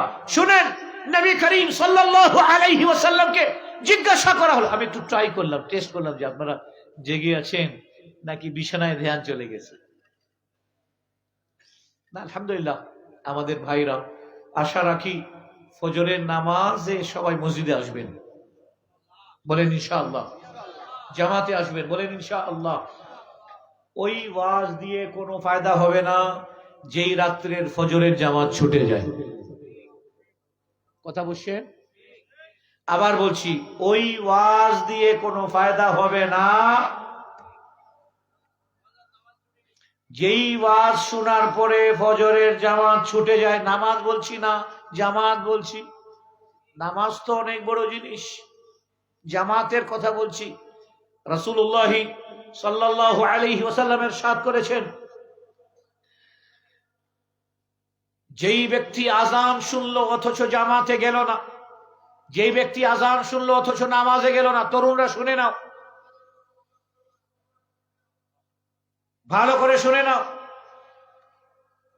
নবী করিম রাউফুর রহিম সাল্লাল্লাহু আলাইহি ওয়াসাল্লাম ইরশাদ করেছেন, যে ব্যক্তি আযান শুনলো অথচ মসজিদে গেল না, ক্যামেরাম্যান, মাইকম্যান, ডেকোরেশন ওয়ালা, কমিটি ওয়ালা, হযরত বদর শাহ রাহমাতুল্লাহ স্মৃতি সংসদ, মুরব্বী, তরুণ, সবাইকে বলছি, প্রিয় নবী আলাইহিস সালাতু ওয়াস সালাম ইরশাদ করেছেন কি, যে ব্যক্তি আযান শুনলো অথচ জামাতে গেল না, মসজিদে গেল না, আমার মন চায় তার ঘরে আগুন লাগানোর আদেশ করি। জোরে বলেন নাউযুবিল্লাহ, আরো জোরে বলুন নাউযুবিল্লাহ, আরো একবার চিৎকার করে বলেন নাউযুবিল্লাহ। রাসূলুল্লাহ রক্তাক্ত হলেন তায়েফের ময়দানে, রক্তাক্ত হলেন। জিবরিল আমিন আসলেন, ইয়া রাসূলুল্লাহ, আপনার এই কষ্ট আমরা দেখতে পারছি না, আপনি আদেশ করুন তায়েফের দুটো পাহাড় একত্রিত করে চেপে দেই, এরা একেবারে আটার মতো গুঁড়া হয়ে যাবে। নবীজি চোখে অশ্রু, শরীরে রক্ত, ক্ষত বিক্ষত শরীর, তবু কি ইরশাদ করলেন জানেন? বললেন, জিবরিল, না না না, আমার আল্লাহ আমাকে রহমত বানিয়ে দুনিয়াতে প্রেরণ করেছে, আমি এদের জন্য বদদুয়া করতে পারি না। এরা আমাকে চিনে নাই, এই জন্য আমাকে কষ্ট দিচ্ছে। যেদিন চিনে ফেলবে আমার কলমা পড়ে মুসলমান হয়ে যাবে। এরা যদি না হয় এর সন্তানরা মুসলমান হবে। চিৎকার করে বলুন সুবহানাল্লাহ। যে রাসূল তায়েফের ময়দানে বদদুয়া করেননি, সে রাসূল বলতেছেন, যারা আযান শুনলো অথচ মসজিদে গেল না, আমার মন চায় তার ঘরে আগুন লাগানোর আদেশ দিয়ে দেই, কিন্তু ঘরে মহিলা ও শিশু থাকার কারণে আমি এই আদেশ দিতে পারি না। জোরে বলো সুবহানাল্লাহ। এ নাস্তিকরা, তোরা বলিস ইসলামে নারীর অধিকার নাই, দেখ নারীর অধিকার।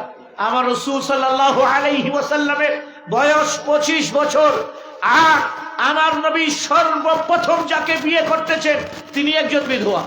40 বছরে আমার নবী বিয়ে করে দেখালেন গোটা বিশ্বকে, শুধু নারীর অধিকার বললে হবে না, নারীর অধিকার কাকে বলা হয় দেখো।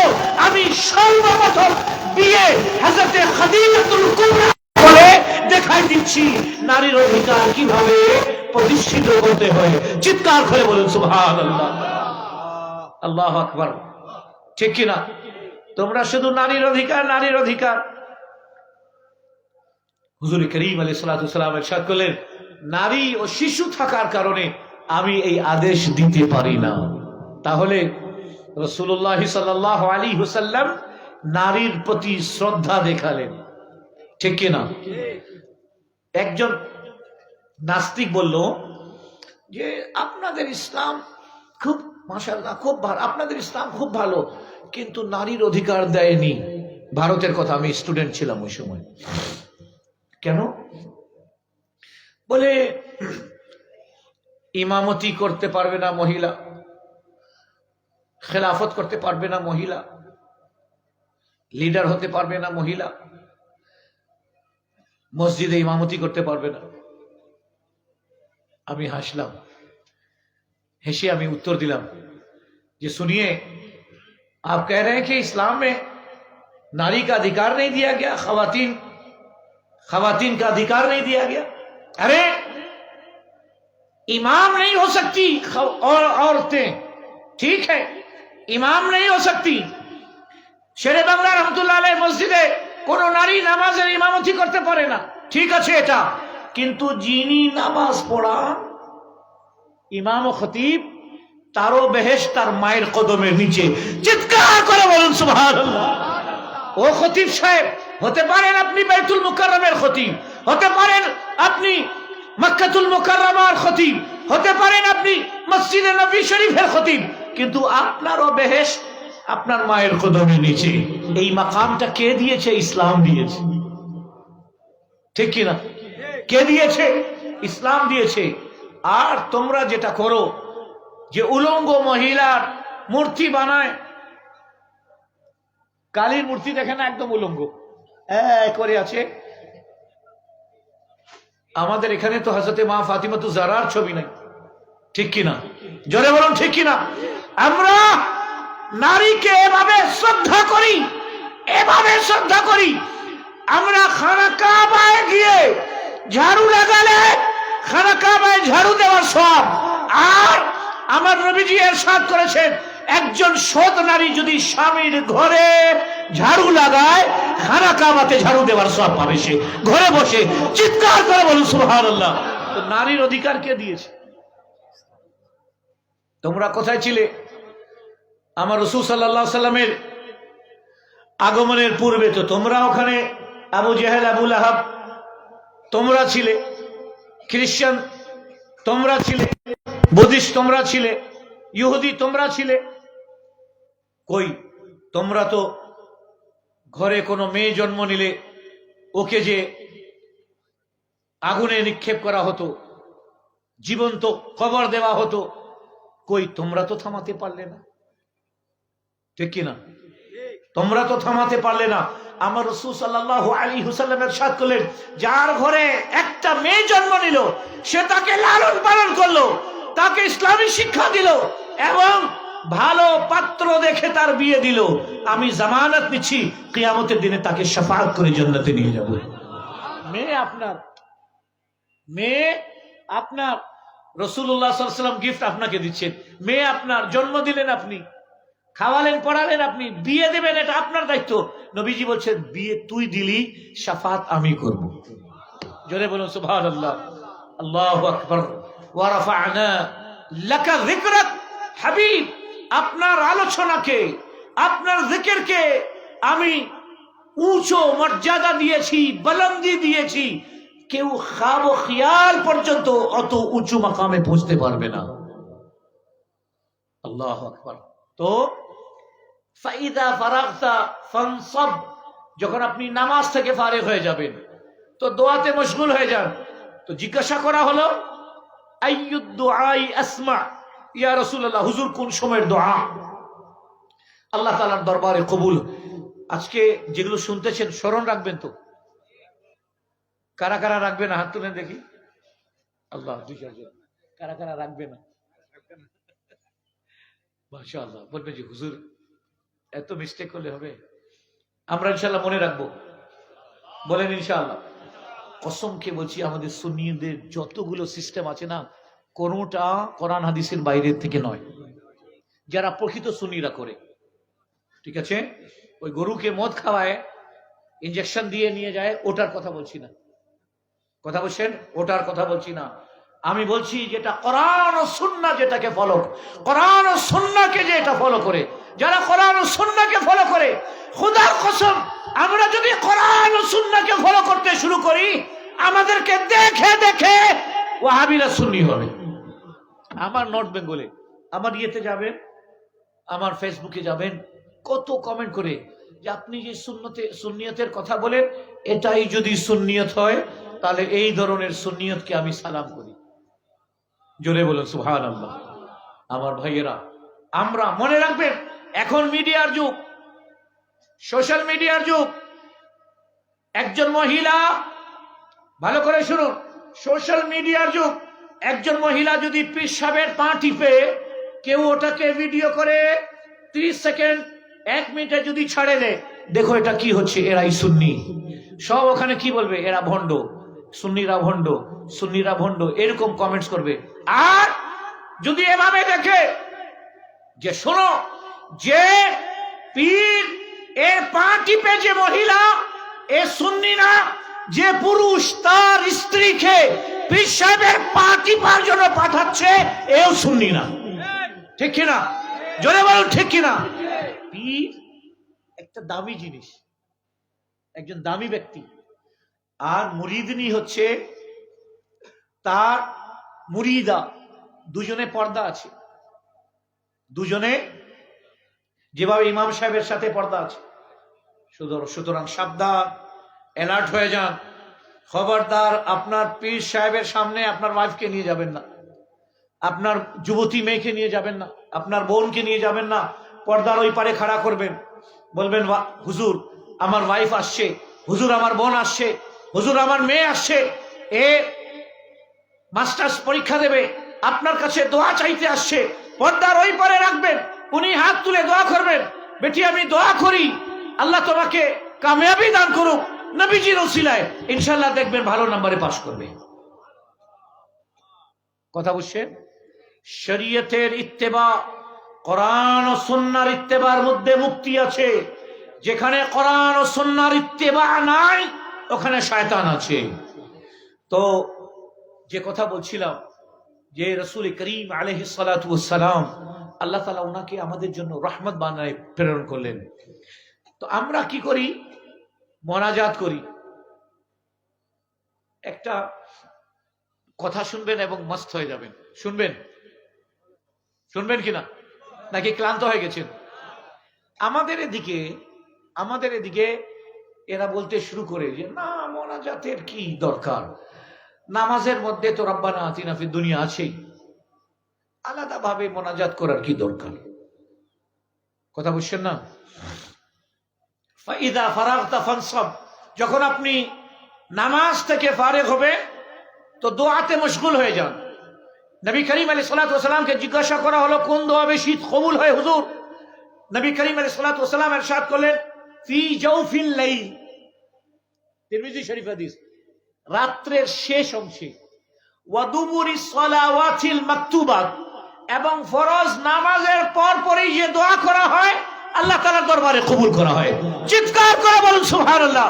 সুন্নিরা তোমরা ভাগ্যবান, ফরজ নামাজের পরে দোয়া করো, রাসূল বলেছেন এই দোয়াটা কবুল হয়। জোরে বলুন সুবহানাল্লাহ। আচ্ছা, তো মানুষকে কিভাবে পথভ্রষ্ট করে?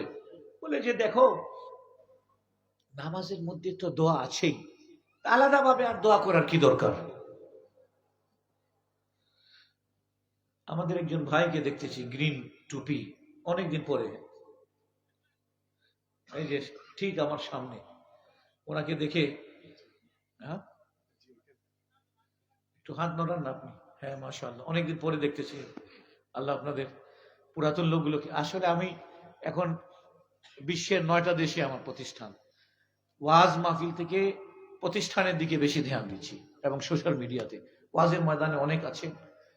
ঠিক আছে, আমাকে নুরি সাহেব ফোন করলেন যে কমিটিতে আপনি আসেন, সাইফুদ্দিন মাইভান্ডারি হুজুর উনি ফোন করলেন, আমার মাসুদ সাহেব ফোন করলেন, আমাদের এম এ মতিন সাহেব উনি ফোন করলেন। আমি বললাম যে দেখেন আপনারা আছেন, করেন, আমার সমর্থন আছে, আমি একটু দেশের বাইরে কাজ করি, সবাই যদি এক জায়গায় কাজ করি, যেহেতু এটা আমার স্বপ্ন ছিল যে সুন্নিরা এক সময় এক হোক, আজকে হয়ে গেছে, বলেন আলহামদুলিল্লাহ। ফুল সমর্থন থাকবে, এবং এটা সুন্নিদের চাহিদা ছিল অনেক দিনের থেকে। আল্লাহ তাআলা সবাইকে যেন কবুল করেন, জোরে বলি আমিন। তো কি বলছে যে নামাজের মধ্যে তো ইহদিনাস সিরাতাল মুস্তাকিম আছে, সিরাতাল লাযিনা আনআমতা আলাইহিম আছে, ঠিক আছে, এরপরে দোয়া মাসুরা আছে, আলাদাভাবে দোয়া করার কোনো দরকার নেই। এখন নতুন কাকে বলে এগুলো কোনো আলেম ওলামাকে বলে না, ওই প্যান্ট শার্টওয়ালা ভাইদেরকে ধরবে, কলেজে ধরবে, যে দেখো নামাজের মধ্যে তো মোনাজাত আছেই, তো আলাদাভাবে মোনাজাত করার কি দরকার? Time loss. কেউ বলবে যে যেহেতু দোয়া নামাজের অংশ না, সুতরাং দোয়া করার কি দরকার? কিভাবে পথভ্রষ্ট করে দেখেন। ভাই আমার দোয়া নামাজের অংশ না, এই জন্য তো আমরা আসসালামু আলাইকুম রহমতুল্লাহ, আসসালামু আলাইকুম রহমতুল্লাহ বলার পরে করি, ঠিক কিনা? যদি অংশ হইতো তাহলে আসসালামু আলাইকুম রহমতুল্লাহর আগেই মোনাজাত, আব্বা, আল্লাহ আমার আব্বাকে তুমি হায়াত দাও, আমার জিন্দগির গুনাহ মাফ করে দাও, আমার রিজেকের মধ্যে বরকত দাও, ঠিক কিনা? কিন্তু না, আমরা সালাম ফেরার পরে করি, মানে আমরা এটাকে মোনাজাত, আমরা এটাকে নামাজের অংশ মনে করি। জোরে বলেন, মনে করি না, নামাজের অংশ মনে করি না। তখন আবার একটা কথা বলতে শুরু করছে, তো যখন নামাজের মধ্যে তো দোয়া আছেই, তা কি দরকার আছে দোয়া করার? তো একটা সুন্নি ছিল খুব চালাক, বলছে আচ্ছা ঠিক আছে, এই হুজুরকে একদিন দাওয়াত দিছে, যিনি বলেন যে নামাজের মধ্যে দোয়া নেই, আর নামাজের মধ্যে তো দোয়া আছে, আলাদাভাবে দোয়া করার কি দরকার? যিনি বলেন নামাজের মধ্যে তো দোয়া আছেই, দোয়া মাসুরা আছেই, আলাদাভাবে দোয়া করার কি দরকার? ওনাকে দাওয়াত দিল, বিশাল খাবার আয়োজন, সবকিছু, বিরিয়ানি, পোলাও, খোরমা, আপনার রূপচান্দা মাছ, ইলিশ মাছ, যা কিছু আছে। আপনার তো আবার মেজবানের গোস্ত না হলে দাওয়াত হয় না চট্টগ্রামে। সবগুলো সবগুলো সাজায় দিল, হাত ধোয়ায় দিল। খাওয়া দাওয়ার পরে বলছেন, বেটা কই পানি তো নাই, পানি দাও। ও সুন্নি পাক্কা চালাক ছিল, বলে হুজুর তরকারির ভিতরে পানি আছে। কি? বলে হ্যাঁ হুজুর, ডালের ভিতরে পানি আছে। কি বলছো? বলে হুজুর পোলাওয়ের ভিতরে পানি আছে, বিরিয়ানির ভিতরে পানি আছে।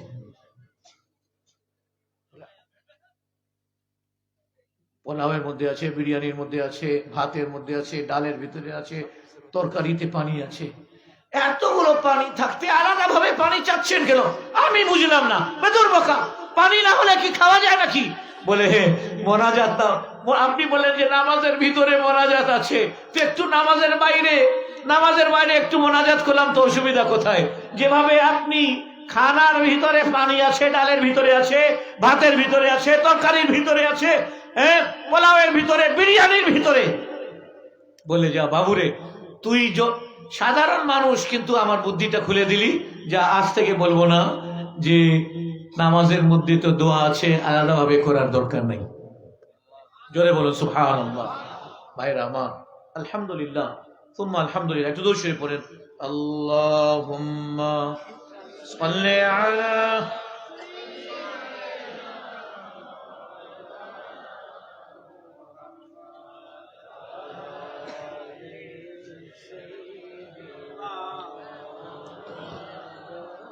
মাশাআল্লাহ। একজন প্রশ্ন করছে, আমি ভাবছিলাম যে আমি আমার প্রোগ্রামের শেষের দিকে একটু সময় দেই প্রশ্ন করার জন্য, ঠিক আছে? তো কার কার মাথায় কি প্রশ্ন আছে রেডি করেন, আমি ইনশাআল্লাহ সময় দেব। তো আলহামদুলিল্লাহ, সূরা আল ইনশিরাহ, এটা পুরো সূরাটাই হচ্ছে নবীজির নাত, পুরো সূরাটাই হচ্ছে নবীজির নাত। আর আল্লাহ তাআলা কোথায় নাজিল করলেন? যেখানে নবীজির নাতের বিপক্ষে কুরাইশে মক্কা, ওখানে এই মক্কাতেই সূরা নাজিল করলেন। চিৎকার করে বলুন সুবহানাল্লাহ। একজন প্রশ্ন করছেন, এরপরে ইনশাআল্লাহ তাআলা আপনারাও প্রশ্ন করবেন।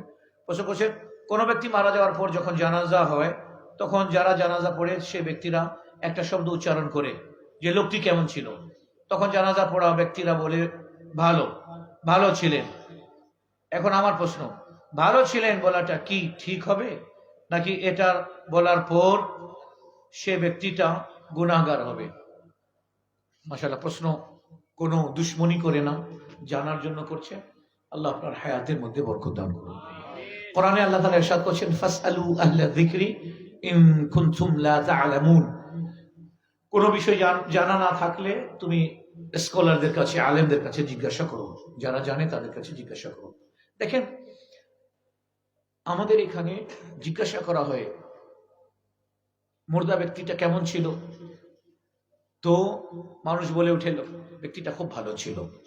মনে রাখবেন, গোটা বিশ্বের সমস্ত ভালো ব্যক্তিকে এক পাল্লায় রাখেন, ঠিক আছে?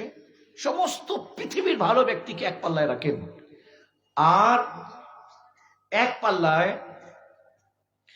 একজন, এই যে যাদেরকে ভালো ব্যক্তিকে রাখলেন এরা গায়ের মুসলিম, মুসলমান না, আর এক পাল্লায় এক এমন ব্যক্তিকে রাখছেন সে নামাজ পড়ে নাই, রোজা রাখে নাই, হজ করে নাই, জাকাত দেয় নাই, সে মসজিদ নির্মাণ করে নাই, কোনো ভালো কাজ করেনি, শুধু 1 ঘন্টা আগে আশহাদু আল্লা ইলাহা ইল্লাল্লাহু ওয়া আশহাদু আন্না মুহাম্মাদার রাসূলুল্লাহ পড়ে মুসলমান হয়েছে। এখন এই ব্যক্তি যে এক ওয়াক্তের নামাজ পড়েনি, হজ করে নেই, জাকাত দেয়নি, সদকা দেয়নি, একটা মসজিদ নির্মাণ করেনি, মসজিদে একটা ঈদ দান করে নাই, এই ব্যক্তি যে মুসলমান, আর গোটা বিশ্বের বড় বড় ব্যক্তিরা এক পাল্লায়, এই ব্যক্তি এক পাল্লায়, এর সমতুল্য গোটা বিশ্বের ভালো কাফের ও মুশরিক এনার সমতুল্য হতে পারে না। জোরে বলুন সুবহানাল্লাহ। কারণ কি? আল্লাহ তাআলা কোরআনে কারীমের মধ্যে ইরশাদ করেছেন, ইন্নাল্লাহা লা ইয়াগফিরু আন ইউশরাকা বিহি, শিরকে আল্লাহ কখনো মাফ করবেন না, ওয়া ইয়াগফিরু মা দুনা যালিকা লিমান ইয়াশা, শিরক ব্যতীত যতগুলো গুনাহ আছে আল্লাহ তাআলা ইচ্ছা করলে মাফ করে দিতে পারে। ওরা মুশরিক, ওরা শিরক করছে। আচ্ছা, এরপরে নবী পাক সাল্লাল্লাহু, এটা তো কোরআন থেকে দেখলেন, নবী করিম আলাইহিস সালাতু ওয়াস সালাম ইরশাদ করেছেন, যুন্নুল মুমিনিনা খায়র, মুমিনের ব্যাপারে ভালো ধারণা করো। মুমিনের ব্যাপারে কি করবে? ভালো ধারণা করো। একজন ব্যক্তি মুসলমান, আমাকে ধারণা করতে হবে সে আমার চেয়ে উত্তম। কথা বুঝছেন না? একজন ব্যক্তি মুসলমান, আমাকে ধারণা করতে হবে সে আমার চেয়ে উত্তম। কারণ নবীজি বলেছেন যুন্নুল মুমিনিনা খায়র, যদি সে দুশমনের রাসূল না হয় তাহলে আমার চেয়ে উত্তম। যদি সে ৭২টা দলের অন্তর্ভুক্ত না হয় তাহলে আমার চেয়ে উত্তম। যদি সে শানে রাসূলে শানে রিসালাতে গোস্তাখি করে না, সে আমার চেয়ে উত্তম। আর তাহাজ্জুদও পড়ে, ইশরাক, চাশ, আওয়াবিন পড়ে, কিন্তু নবীজির শানে বেয়াদবি করে, সে একজন সুন্নি ঠেলাতে যে কলা বিক্রি করে এর চেয়ে সে উত্তম হতে পারে না। জোরে বলুন সুবহানাল্লাহ। তাহলে নবীজি কি বলছেন? যুন্নুল মুমিনিনা খায়র, মুমিনের ব্যাপারে ভালো ধারণা করো। এখন জিজ্ঞাসা করা হলো, উনি কেমন ছিলেন? মুসলমান ছিলেন, ভালো ছিলেন। উনি কেমন ছিলেন? আল্লাহকে মানতেন, ভালো ছিলেন। উনি কেমন ছিলেন? রাসূলুল্লাহ সাল্লাল্লাহু আলাইহি ওয়াসাল্লামের রিসালাতে কলমা পড়েছেন, উনি ভালো ছিলেন। কোরআন এর উপর বিশ্বাস এনেছেন, উনি ভালো ছিলেন। আখিরাতকে মানেন, কিয়ামতকে মানেন, উনি ভালো ছিলেন। হ্যাঁ, আমলের মধ্যে ত্রুটি হতে পারে, আমলের মধ্যে ত্রুটি থাকা আলাদা বিষয়, ইমানের মধ্যে ত্রুটি থাকা আলাদা বিষয়। কথা বুঝে আসছে তো? অবশ্যই এই কথাটা বলা, 40 জন ব্যক্তি যদি কারো ব্যাপারে সাক্ষী দেয় যে লোকটা ভালো ছিল, আল্লাহ তাআলার কাছেও সে ভালো বলেই বিবেচিত হবে। বলুন আলহামদুলিল্লাহ। চলেন, এখন কারো যদি কোনো প্রশ্ন থাকে তো প্রশ্ন করিয়েন। প্রশ্ন করার সিস্টেমটা হচ্ছে, মনে করেন আমার মহল্লায় একজন পীর সাহেব আছেন, ওনার নাম রফিক পাগলা, উনি নামাজ পড়েন না, ওনার হাতে বায়াত হওয়া যাবে কিনা? এটা এইভাবে না বলে বলবেন যে হুজুর, নাম নেওয়ার ওনার দরকার নেই, হুজুর যে পীর সাহেব নামাজ পড়ে না, যে ব্যক্তি নামাজ পড়ে না, তার হাতে বায়াত হওয়া যাবে কিনা? ওনারও সম্মান থাকে গেল, মাসলাও আপনি শিখে গেলেন। ঠিক আছে না? সুতরাং কাউকে হেয় প্রতিপন্ন করা, কাউকে ছোট করা, কারো বিরোধিতা করা, এটা আমাদের উদ্দেশ্য নয়। কারো কোনো প্রশ্ন থাকলে দাঁড়ান এবং প্রশ্ন করেন। চলেন, বিসমিল্লাহ। আল্লাহ তাআলা ইরশাদ করছেন, ফাসআলু আহলা যিকরি ইন কুনতুম লা তা'লামুন, কোন বিষয় যদি তোমার জানা না থাকে স্কলারদের কাছে জিজ্ঞাসা করে নাও। ভয় করবেন না, নাম বলবেন এবং প্রশ্ন করবেন। ঠিক আছে না? আর যদি প্রশ্ন না করেন অসুবিধা নেই, আমি আপনাকে প্রশ্ন করব, দেখি এখানকার ভাইরা কত জানে। কারো কোনো প্রশ্ন আছে? বলো, দাঁড়াও, তুমি শুরু করছো, সব পাবে, এখন দেখবে আস্তে আস্তে সব উঠে যাবে। ওয়ালাইকুম আসসালাম, আজাদ ভাই। হ্যাঁ, মাশাআল্লাহ, খুব সুন্দর প্রশ্ন। বসুন। কবরে নবী করিম আলাইহিস সালাতু ওয়াস সালাম জুতো নিয়ে দাঁড়াতে নিষেধ করেছেন। একজন মুমিনের কবরকে শ্রদ্ধা করা এটা প্রত্যেক মুমিনের ঈমানি দায়িত্ব। ঠিক তেমনি যেভাবে মসজিদে জুতো নিয়ে প্রবেশ করাকে নিষেধ করা হয়েছে, মানে জুতা পরে মসজিদে প্রবেশ করাকে, কিছু কিছু মুকদ্দাস জায়গা আছে, সম্মানী জায়গা আছে, এর মধ্যে আল্লাহ তাআলা কোরআনে কারীমের মধ্যে ইরশাদ করছেন কি, ওয়ামান ইউআযযিম শাআইরাল্লাহি, যে ব্যক্তি আল্লাহ তাআলার নিদর্শনের প্রতি সম্মান প্রদর্শন করবে, ফাইন্নাহা মিন তাকওয়াল কুলুব, এই সম্মানটা তার অন্তরের তাকওয়ার কারণে করলো। তো একজন মুমিন এর কবরে আমি জুতো পরে দাঁড়িয়ে যাওয়াটা ওই মুমিনের শানে বেয়াদবি কিংবা গুস্তাখি। যেহেতু আমি তাকে সালাম দিচ্ছি, আসসালামু আলাইকুম ইয়া আহলাল কুবুর, তো সালাম যখন দিচ্ছেন তো আপনি মুমিন মানতেছেন, তারপর আপনি জুতা পরে কেন দাঁড়াবেন? ঠিক আছে না?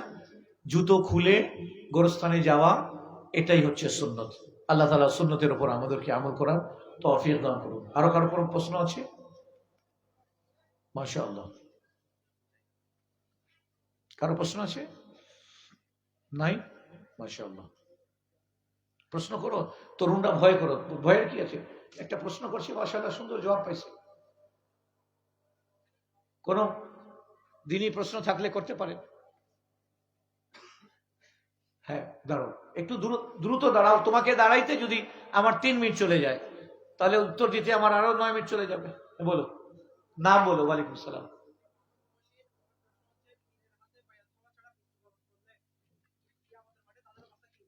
মাশাআল্লাহ,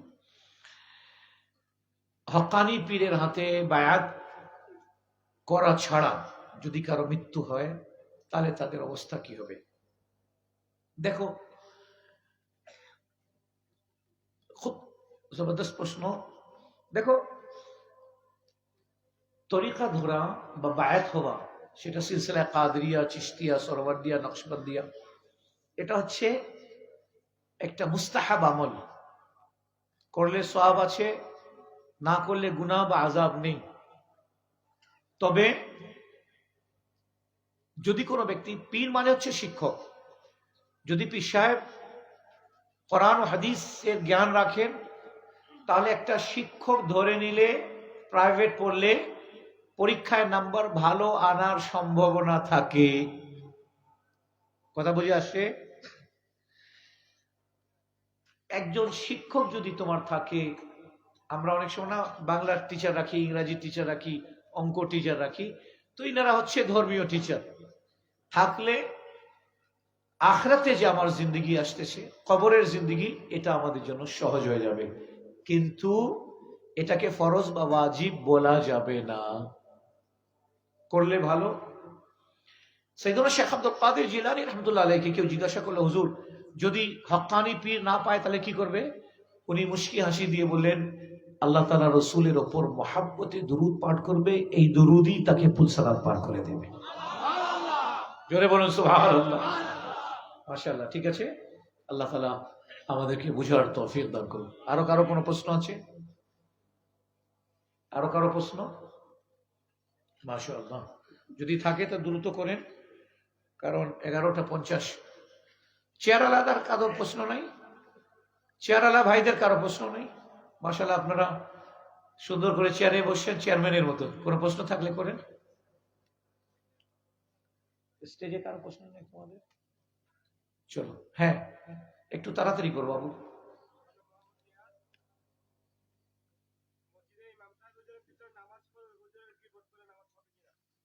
এটা খুব সুন্দর প্রশ্ন করেছো, মাশাআল্লাহ। রিয়াজ ভাই, এমনি নবী করিম সাল্লাল্লাহু তাআলা আলাইহি ওয়াসাল্লাম গোরস্থানের পাশ দিয়ে যাচ্ছিলেন, তো হঠাৎ করে দাঁড়িয়ে গেলেন। এটা বুখারী শরীফের হাদিস। দাঁড়িয়ে গেলেন এবং নবী করিম আলাইহিস সালাতু ওয়াস সালাম সাহাবাকে বললেন যে, কেউ আমাকে খেজুরের একটা তাজা ডাল এনে দিতে পারো? ডাল বলে না, ডাল এনে দিতে পারো? একজন সাহাবী বললেন, বেশক ইয়া রাসূলুল্লাহ। গেলেন এবং একটা ডাল কেটে নিয়ে আসলেন। নবী করিম আলাইহিস সালাতু ওয়াস সালাম এটাকে 2 টুকরো করলেন আর 2টো কবরের উপর গেঁথে দিলেন। সাহাবা জিজ্ঞাসা করলেন, হুজুর বেয়াদবি মাফ করবেন, ফিদা কাবি ওয়া উম্মি ইয়া রাসূলুল্লাহ, হুজুর আমার মা বাবা আপনার কদমে কুরবান যান। হুজুর এই তাজা ডাল আপনি এর উপর গেঁথে দিলেন, এর কারণটা কি? হুজুর ইসলাতু ইসলাম ইরশাদ করলেন যে দুজনের কবরে আযাব হচ্ছে। এক, তার ভাইয়ের গীবত করত, চুগলখড়ি করত, আর এক, সে ইস্তেঞ্জায় সতর্কতা করতো না, ইস্তেঞ্জার ছিটাগুলো তার শরীরে পড়তো, কাপড়ে পড়তো। তো একজন সাধারণ ভাইয়ের গীবত করলে কবরে আযাব হয়, তাহলে ইমাম সাহেবের গীবত করলে কত বড় আযাব হবে,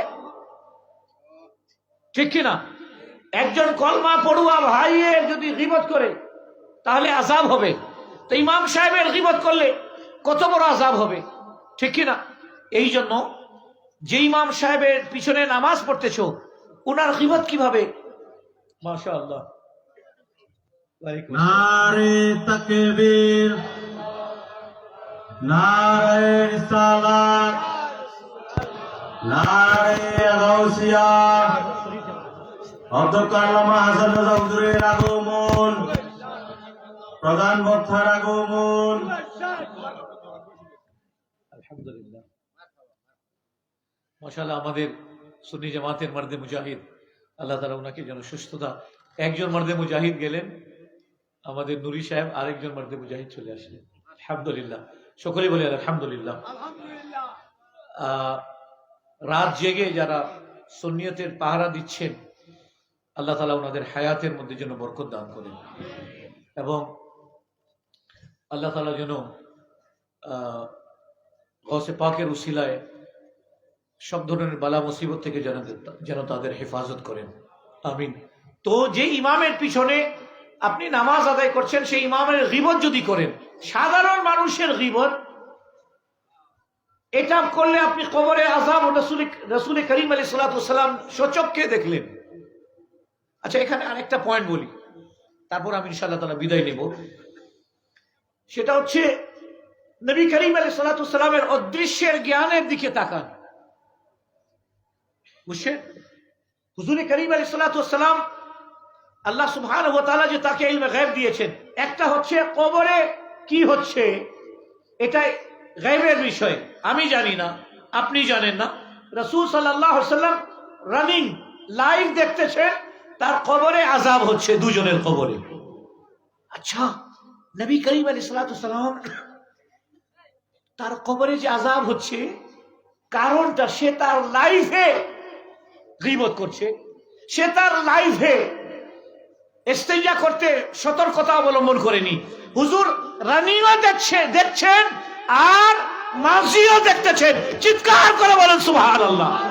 আমরা এই হাদিস অনেকবার বর্ণনা করেছি, কিন্তু এর নুকতা হচ্ছে अभी देख रहे हैं अभी क्या हो रहा है और किस लिए अज़ाब हो रहा है, हुजूर वो भी जानते हैं। अल्लाह अकबर। এই জন্য আমাদের আলা হযরত বলছেন, और कोई गैब क्या तुमसे नेहा हो भला, जब ना खुदा ही छुपा तुम पे करोड़ों दुरूद, ورفعنا لك ذكرك, صلى الله على سيدنا محمد وآله وصحبه أجمعين, والسلام عليكم ورحمة الله وبركاته।